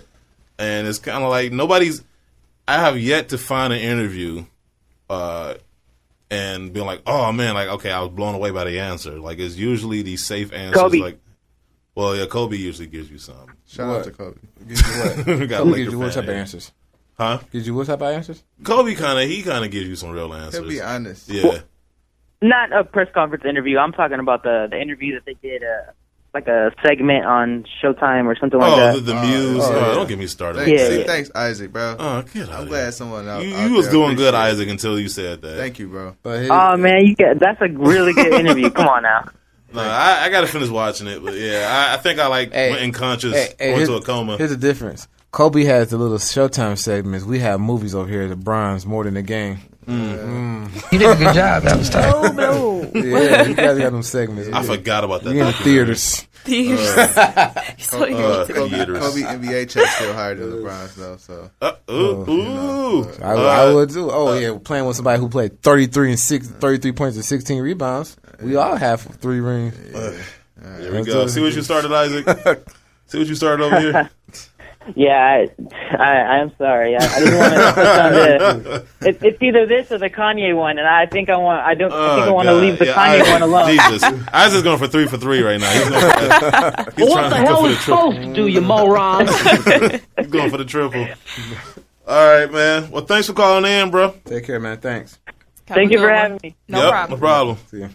All right, man. We gotta get to the size check. I really want to do this one. Laney Retro ones. Let's call Lindsay. Oh man, It's just okay. on my For mind. one store, but I want to call like other stores and like make up shoes just to see if they're like. call anybody, ask them if they got Red Octobers and stuff. All right, let's just do it. This call for like we'll figure it out. This is the Foot Locker in Dallas, Texas. I used to hate these calls at Fairlane. Do y'all got Yeezys? Like, oh yeah. So how fun is it to not do? What size CD? How fun is it now to be on the other side of that phone call? It's fun now. 'Cause I get to say yes. Right. Yes. $5,000. Park service, how may I help you? Hey, how you doing? We wanted to know if you guys still have any Yeezys available. No, we don't carry Yeezys, man. You don't? No. Oh man. Okay. Do you have any Air Jordan Lady ones? No, sir. Did you get the new Air Jordan 30s? The 30? No, sir. We only got the 11s that came in on Saturday, but we sold out on those. Okay, so you didn't get the 30s. Do you know of any store that did get the Air Jordan 30s? To be honest with you, no, sir. Oh man. Okay. How long have you been working at the store? Like about 6-7 months. Oh, okay. Because I got information that this store got the Air Jordan 30s. You know what the 30s, Drew? I haven't heard of that. Yeah, I heard of that. All right, we'll try a store. Yeah, in Houston, man. yeah. Houston, obviously. Maybe it's the Foot Locker across the street. I'm sorry. Bye. Goodbye. Oh, where's my music? I need my He music. said, Drew, did we get the Air he's Jordan like- 30s? You would ask. Oh, boy. No. There we go. He gonna ask him like, "Yo, did we get the 30?" I mean, we do have 29. All right, let's. Oh, New York. Let's call the Champ Sports in New York. Oh, this should be interesting. Yeah, it's gonna be very interesting. Yes. If anybody should know about any release, it should be New Yorkers. So I'm gonna be let down if they actually ask somebody about the Air Jordan 30s.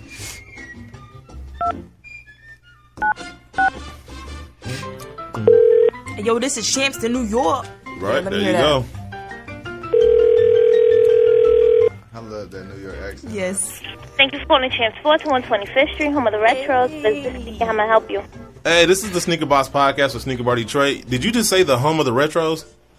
Yes. Ah, okay. So what retros do you have? Well, most of them is probably sold out. So how you go to home of the retros? So they're not home then? Retro's on vacation. I know, they're not home. The retros have left the building. Yeah, you know how Jordans are. They just all sell out. Well, we have kid-size retros. What size You kid got this size? Rosie I'm so Perez interested. sound I to think we you have right the now. fives. They the gray with the white. The hot lava? And the pink. Yeah, those. You got Is this any Rosie more, Perez? Huh? You got any more retros besides that? No. Oh. The 7 sold out. The hair sold out. The blue 5s, those sold out. Accent is dope. Your accent is dope, by the Where way. you got from? Detroit. Yeah, we from Detroit. Detroit? Oh, okay, no wonder. Now, do you listen to our show? What show? The Sneaker Box. I said it at the beginning. The Sneaker Box I podcast. wasn't paying attention because I was talking. Because I was the talking. Sneaker Box podcast. No. You gonna listen to it now? No. You should tune into it though. Yeah, because you're on air right now. Oh. You can go back and How listen. y'all calling my store? Because we wanted to. We wanted to call the home of the retros. You know, there's a Foot Locker, a Champ store, right? Yeah, we know. Yeah. New York. Oh. Yeah, we knew that. Did you know?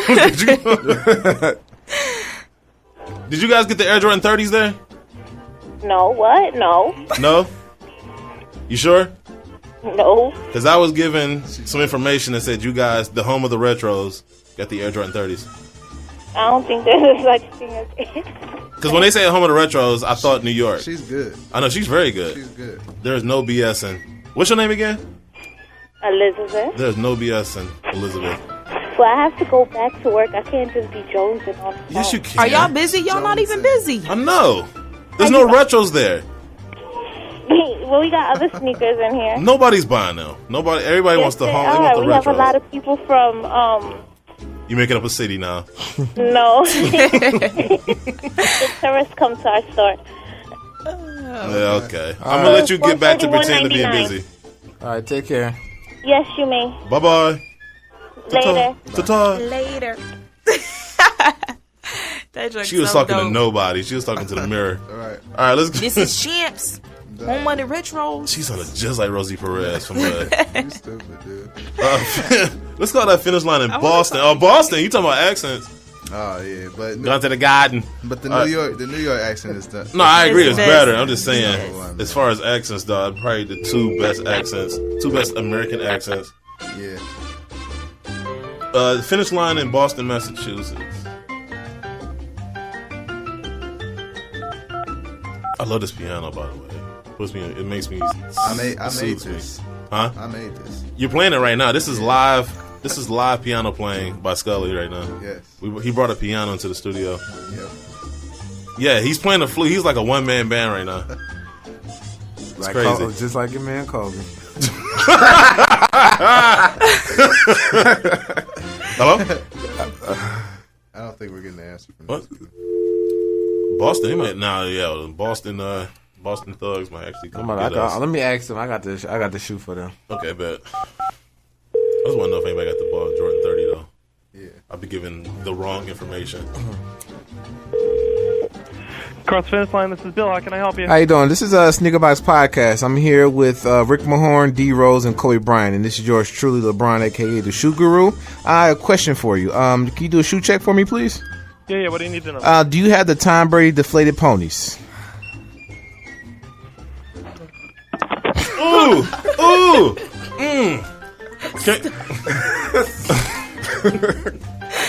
oh man, he's. I'm telling you right now, he's sending a hit team. A hit squad is heading to your house right now. You know what? Call it. Can we just call it one more time? No. Just one more time.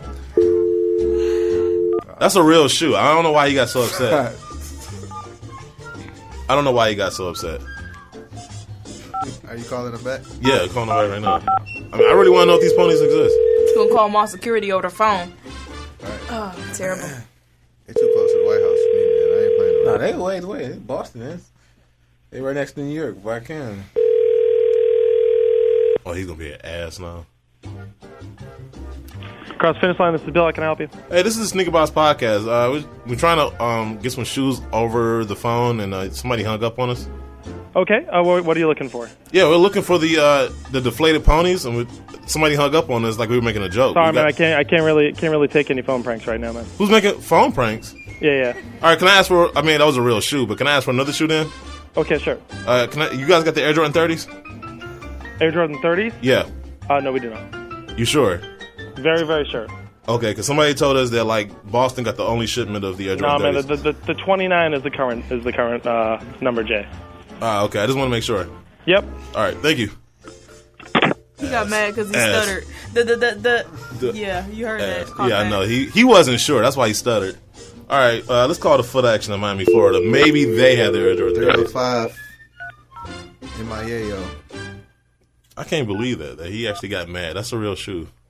Mad because he Rockets. It's not our fault. In the first quarter. Yeah. Yeah. They had like 10 threes, bro. That's not gonna happen in Game 5. Guarantee you.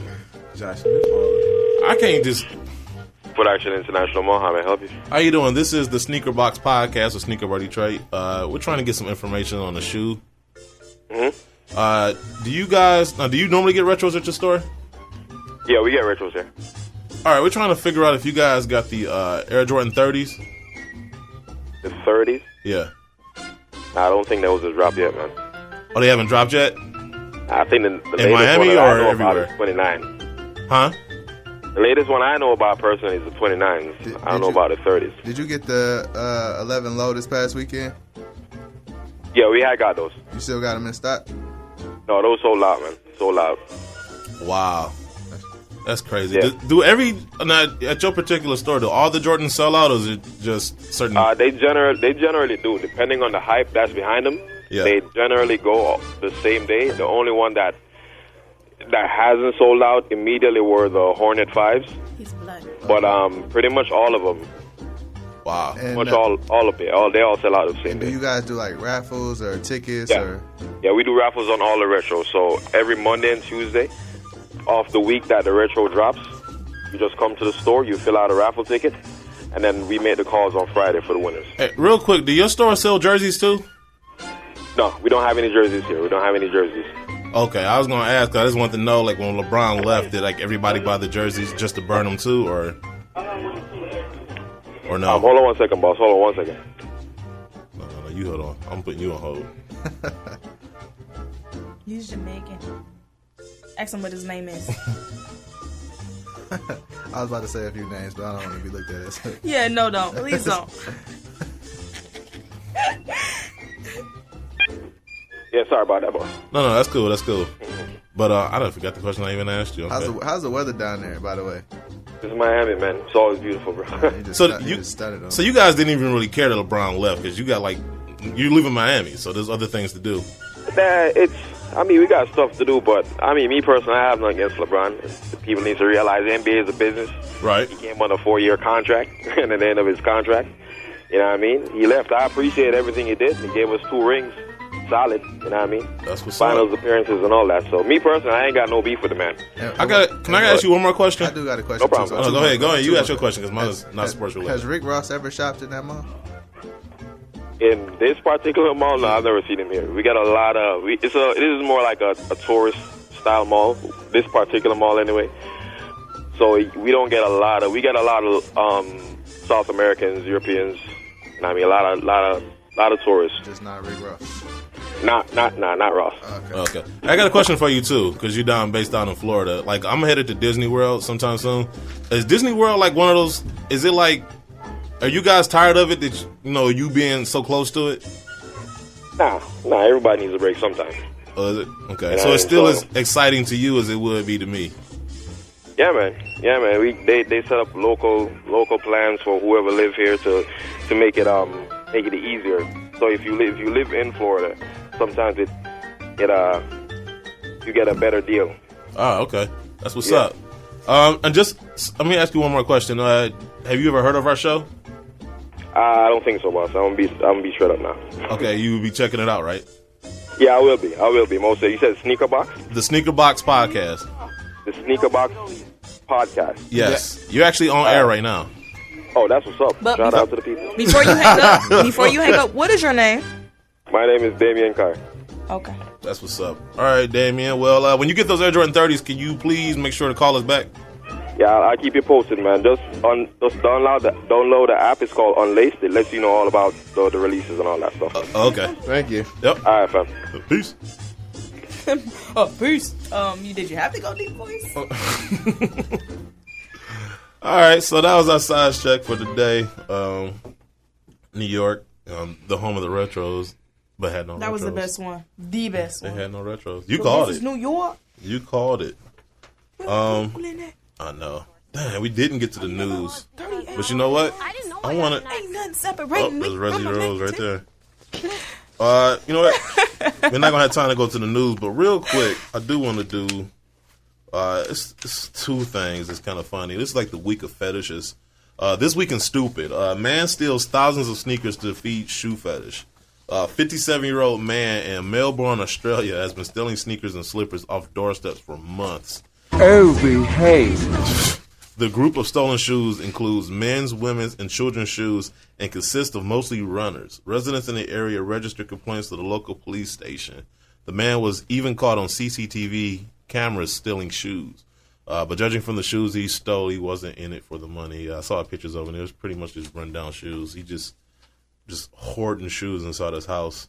And then going from that weirdo to this guy, man's shoe fetish leads to strange sneaker crime. According to soul collectors Brendan Doon, a Malaysian man was arrested for allegedly stealing sneakers from a mosque in Kuala Lumpur. The suspect, a 38-year-old IT specialist, was caught by a security guard and later found with 13 pairs of shoes in his trunk. They believe that the suspect has a shoe fetish because he wears a size 8, and all of the stolen shoes range from sizes 7 through 12. The shoes, which included some recent Nike Roshe runs and a couple of New Balances, have been since seized. But authorities say this bizarre crime might not yet be over. According to the police chief, they don't know if he's hid more stolen shoes elsewhere. So you got both of these shoe freaks just stashing shoes like chipmunks stash acorns before winter. So I don't know. Just keep an eye on your shoes and keep an eye on whatever weirdo lives in your neighborhood that might steal them.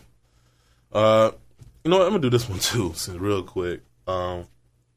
Woman goes to court to sue man over fake Jordans. On an episode of CBS's courtroom show Hot Bench, a woman sued a man for selling her fake Legend Blue Air Jordan 11s.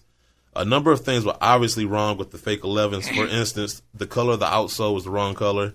Instead of the number 23 in the back heel, it had the number 53. On the inner tag on the back of the tongue, it is supposed to read quality basketball products inspired by the greatest player ever.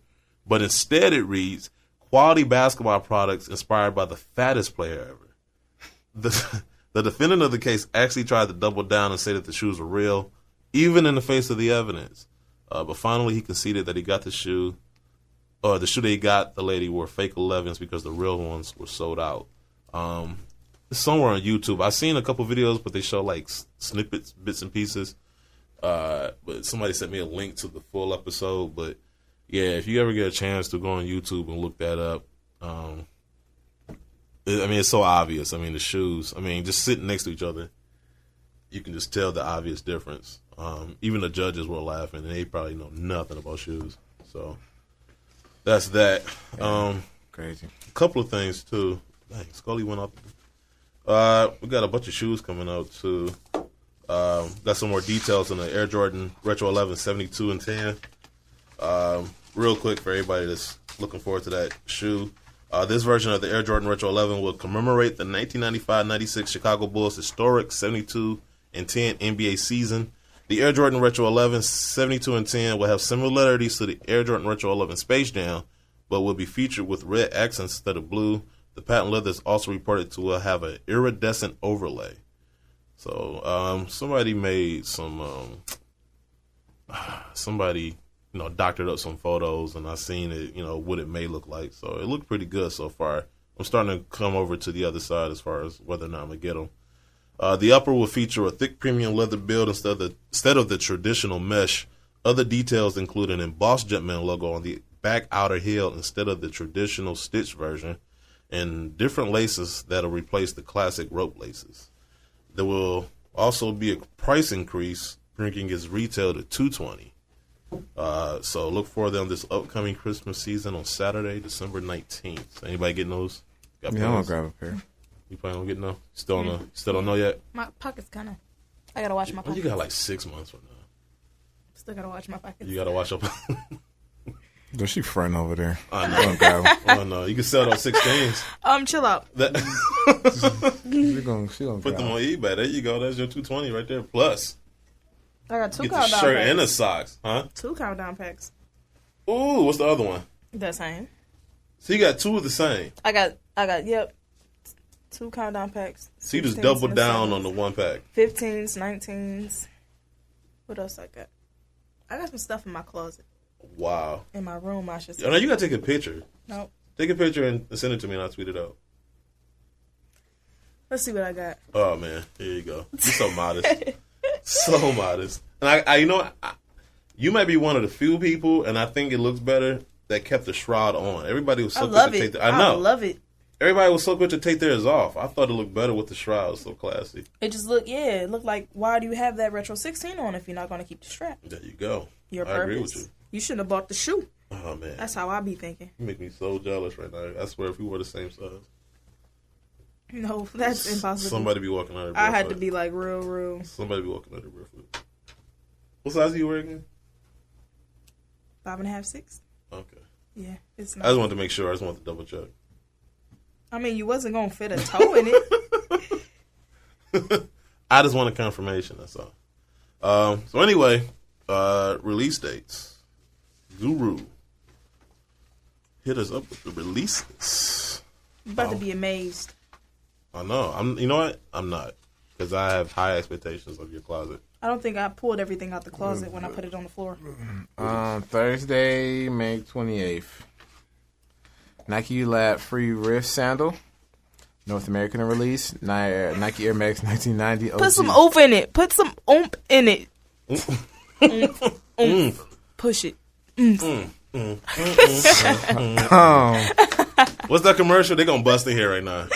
Stand on either side of Guru. That was a Geico commercial. No, Progressive commercial. Yeah. He's like, I am pushing it. A lot of people have been pushing it this week. As far as with me. That's the inside joke. Oh, man, yeah. You on fire right now. Oh, Friday, man. May 29th, Nike Flyknit Racer Bright Crimson. Saturday, May 30th, Air Jordan Retro 1 High OG Chicago. Yes, sir. Sneakers and Stuff Special Edition Adidas Z Flux Brewery Pack. AFU Special Edition Asics Gel Light 3 25th Anniversary Koi Club. Yep. Air Jordan 1 Retro 1 High Pinnacle Black and Gold, a.k.a. 2 High. Yeah. Eva, as far as price. Evan Longoria Special Edition New Balance 530. Pharrell Special Edition Adidas Stan Smith Jock Water Collection, limited to 200 units. Wow. Nike Huarache NM White Sale. Nike Air Presto Breathe Black White. Wiz Limited and Meta Sneakers Special Edition Asics Gel Light 5 Recognize. Monday, June 1st, Adidas Superstar Respect Your Roots Collection, the Drake Jones and Joey Blast Tributes. Adidas Stan Smith Summer Metallic Pack. Wednesday, June 3rd, Air Jordan Retro 7 N7, Nike Roshi 1 N7, Air Jordan Retro 1 Low N7, and Nike Free 5.0 N7. Thursday, June 4th, Nike Air Force 1 Low Diamond Quest, Nike LeBron 12 Low Hot Lava. And June 5th, we got Nike Kobe 10 Elite Rose Gold, Nike KD 7 Elite Rose Gold, Nike LeBron 12 Elite Rose Gold, and Nike Air Max 2 CB94 OG White Black. Then we got June 6th, Air Jordan 5 Space Jam Adidas Ultra Boost White re-release. And then I wonder why they're re-releasing that, MJ. Probably because Kanye sold it out. Yeah. Okay. Jesus Air Jordan. You're doing so well. Air Jordan 20 Retro. Air Jordan Retro 20 Playoff and Adidas Ultra Boost Collective. They will be extremely limited. All right. Still no word on official release dates for the Diodora V.7000 Salmon Toe, the Asics Gel Light 3, Great Gum, the Ronnie Feig Special Edition, Diamond Supply, Asics Gel Saga Tiffany. I want those. Ewing 33 High, All White, the Adidas Avengers Age of Ultron Collection, the Nike SB Dunk High, Faded Olive, the Nike Free Flyknit 5.0, TR, Multicolor, the Nike Flyknit Racer, Multicolor 2.0, the Nike Hyperdunk 2015, Think Pink, the Nike Air Max Invigar, the Nike Roshi Run Flyknit Vatek, the Nike Air Presto Breathe White Black, the Nike Air Force 1 High Red Suede, that's the women's exclusive, the Fragment Design Special Edition, Nike Court Air Trainer 1, the Nike Tennis Classic Ultra Premium Quick Strike French Open Pack, the Nike Air Force 1 High Nike Gem Red, the Nike Air Force 1 High Misplaced Checks Red. Limited quantities are available on whathashedonefosociety.com right now. The Nike LeBron Soldier 9 Summit Lake Hornets and Camo, those are two different shoes. The Nike Kyrie 1 Australia, the Nike LeBron 12 Cork, the Nike LeBron 12 EXT Black and Red, the Jordan Superfly 4 upcoming releases, the Air Jordan Future Low 3M University Red, Bright Crimson Camo, and Burgundy Camo. Those are 3 different shoes. The Air Jordan 11 IE Mid, and the Air Jordan Retro 13 Low Cly 54 Black. Stay tuned to sneakerbardetroit.com for more sneaker news and release dates. All right. So, I'm pushing it real good. there you go. Push it, Guru. All right. Oh, it's Geico. Okay, Geico, not Progressive. Okay, shout out to Geico for that commercial. All right, so y'all already know what time it is. My favorite part of the show, the Sneaker Box Lady Sneakerheads of the Week. Can I please get my music? There we go. Yep, love it. Don't you, MJ? Don't you love it? Yep. Yep, love it. What did you, Guru? You love it? About to be so Should I push it? Should I push it on this too? Should I push it real good? All right, so as always, we start with the lady of the show, MJ, a.k.a. Lulu Should. I was about to say, you got to say it sexy. You go. don't say it sexy? Next we have Soul Queen, G Shines, Mighty Muggs, 20 Young Love, Fire Red 17, SB Molina 143, Miss Chauvet, Cat 80, J's for Days, Prototype 0817, Call It Suicide, The Best Thing You Never Had, Sky Baby 89, and last but not least, Damico 158. These are the Sneaker Box Podcasts, Lady Sneakerheads of the Week. If you have any other lady sneakerheads that you want us to shout out, tag them or tweet them to us. Follow us on Instagram at @thesneakerbox_podcast. And follow us on Twitter at @the_sneaker_box. And just send us names and we'll shout them out on every show. I love Diana Ross. I love the song. I'm pushing it real good. Awesome. Also, too, for you guys that don't know, if you want to call in to the show, the number is 888-799-5267. That's the number to the show. So if you got any sports or sneaker questions or comments that you want to get on air, feel free to call between 10 and noon every Tuesday. So that's what's up. Shout outs. Once again, I want to shout out my man Lil V Big Heat. Once again, he's sending some money to help us take care of the show. So shout out to you once again, sir. Shout out to our guy Eric, the producer. So yeah, we got this nice studio. He's been taking care of us. What is it? Radio BS, right? Yeah, Radio Broadcast Services. What's the website? Radio BS? CC? Okay. So it's radiobs.cc or .com if you want to check them out. If you're in the Detroit area and you're looking for somewhere to do your own show, you might want to check it out and, give them a call. Real nice studio, real nice area, real professional. All right, so I also want to shout out my man Mike Rich, my brother from another mother. Follow him on Instagram at Rich_Mike23. Also check out his YouTube channel, Rich's Kicks. Jay Lawrence got his Air Jordan Encyclopedia about to come out. And he has another one, I think he has slated coming out in June. Or not June, July, I'm sorry. Sharon Washington, check out his online magazine on iTunes, Sneaks and Kicks. My main man, my big brother, Sean Paper Chaser Williams, for OSD Live and from the Feed Up on Network A's YouTube channel. Also, another brother from another mother, Juan Neal, and the Loose Cannon Lifestyle Clothing Label. Go to shoplcls.com to check out the selection of T-shirts and apparel. Also, check out Fresh Goods since 1990. Oh, my bad. Fresh Goods since 1985 on Instagram. I think he just recently had a birthday. Yeah, happy belated birthday. And real quick, man, I hate to just barge in, man, but me and Juan got some stuff coming up, man. We've been talking. So, yeah, he mentioned that. Yeah, so it's gonna be some big changes, I would say, in the Michigan sneaker market. So just be on the lookout for that. Right. Yeah. Grade school size. For sure. Yeah. But check out Fresh Goods. Him and I can't think of his name. Who? DJ BJ? DJ BJ, yeah. They're both just at the shop the other day, man. Shout out to them both, yeah. Check out their Twa clothing line. Go to DJ BJ. That's D as in dog, B as in boy. DJ BJ 3525.com and check out their collection of apparel. We're going to SneakerCon Chicago next Saturday, June 6th. Mm-hmm. It will be from noon to 7. Head over to sneakerbardetroit.com for more information and to purchase tickets. Also in June, Michigan Sneaker Exchange. That's Saturday, June 20th at the Ultimate Soccer Arena in Pontiac, Michigan. So if you're in the area, you might want to show up to that. Yeah. Tickets are available at eventbrite.com. The $15 is bought ahead of time and $20 at the door. Go to sneakerbardetroit.com for all your sneaker news and the most up-to-date sneaker release dates. Follow them on Twitter at SB Detroit and Instagram at sneakerbardetroit. Absolutely, man. Also, check out NoJoKicks.com.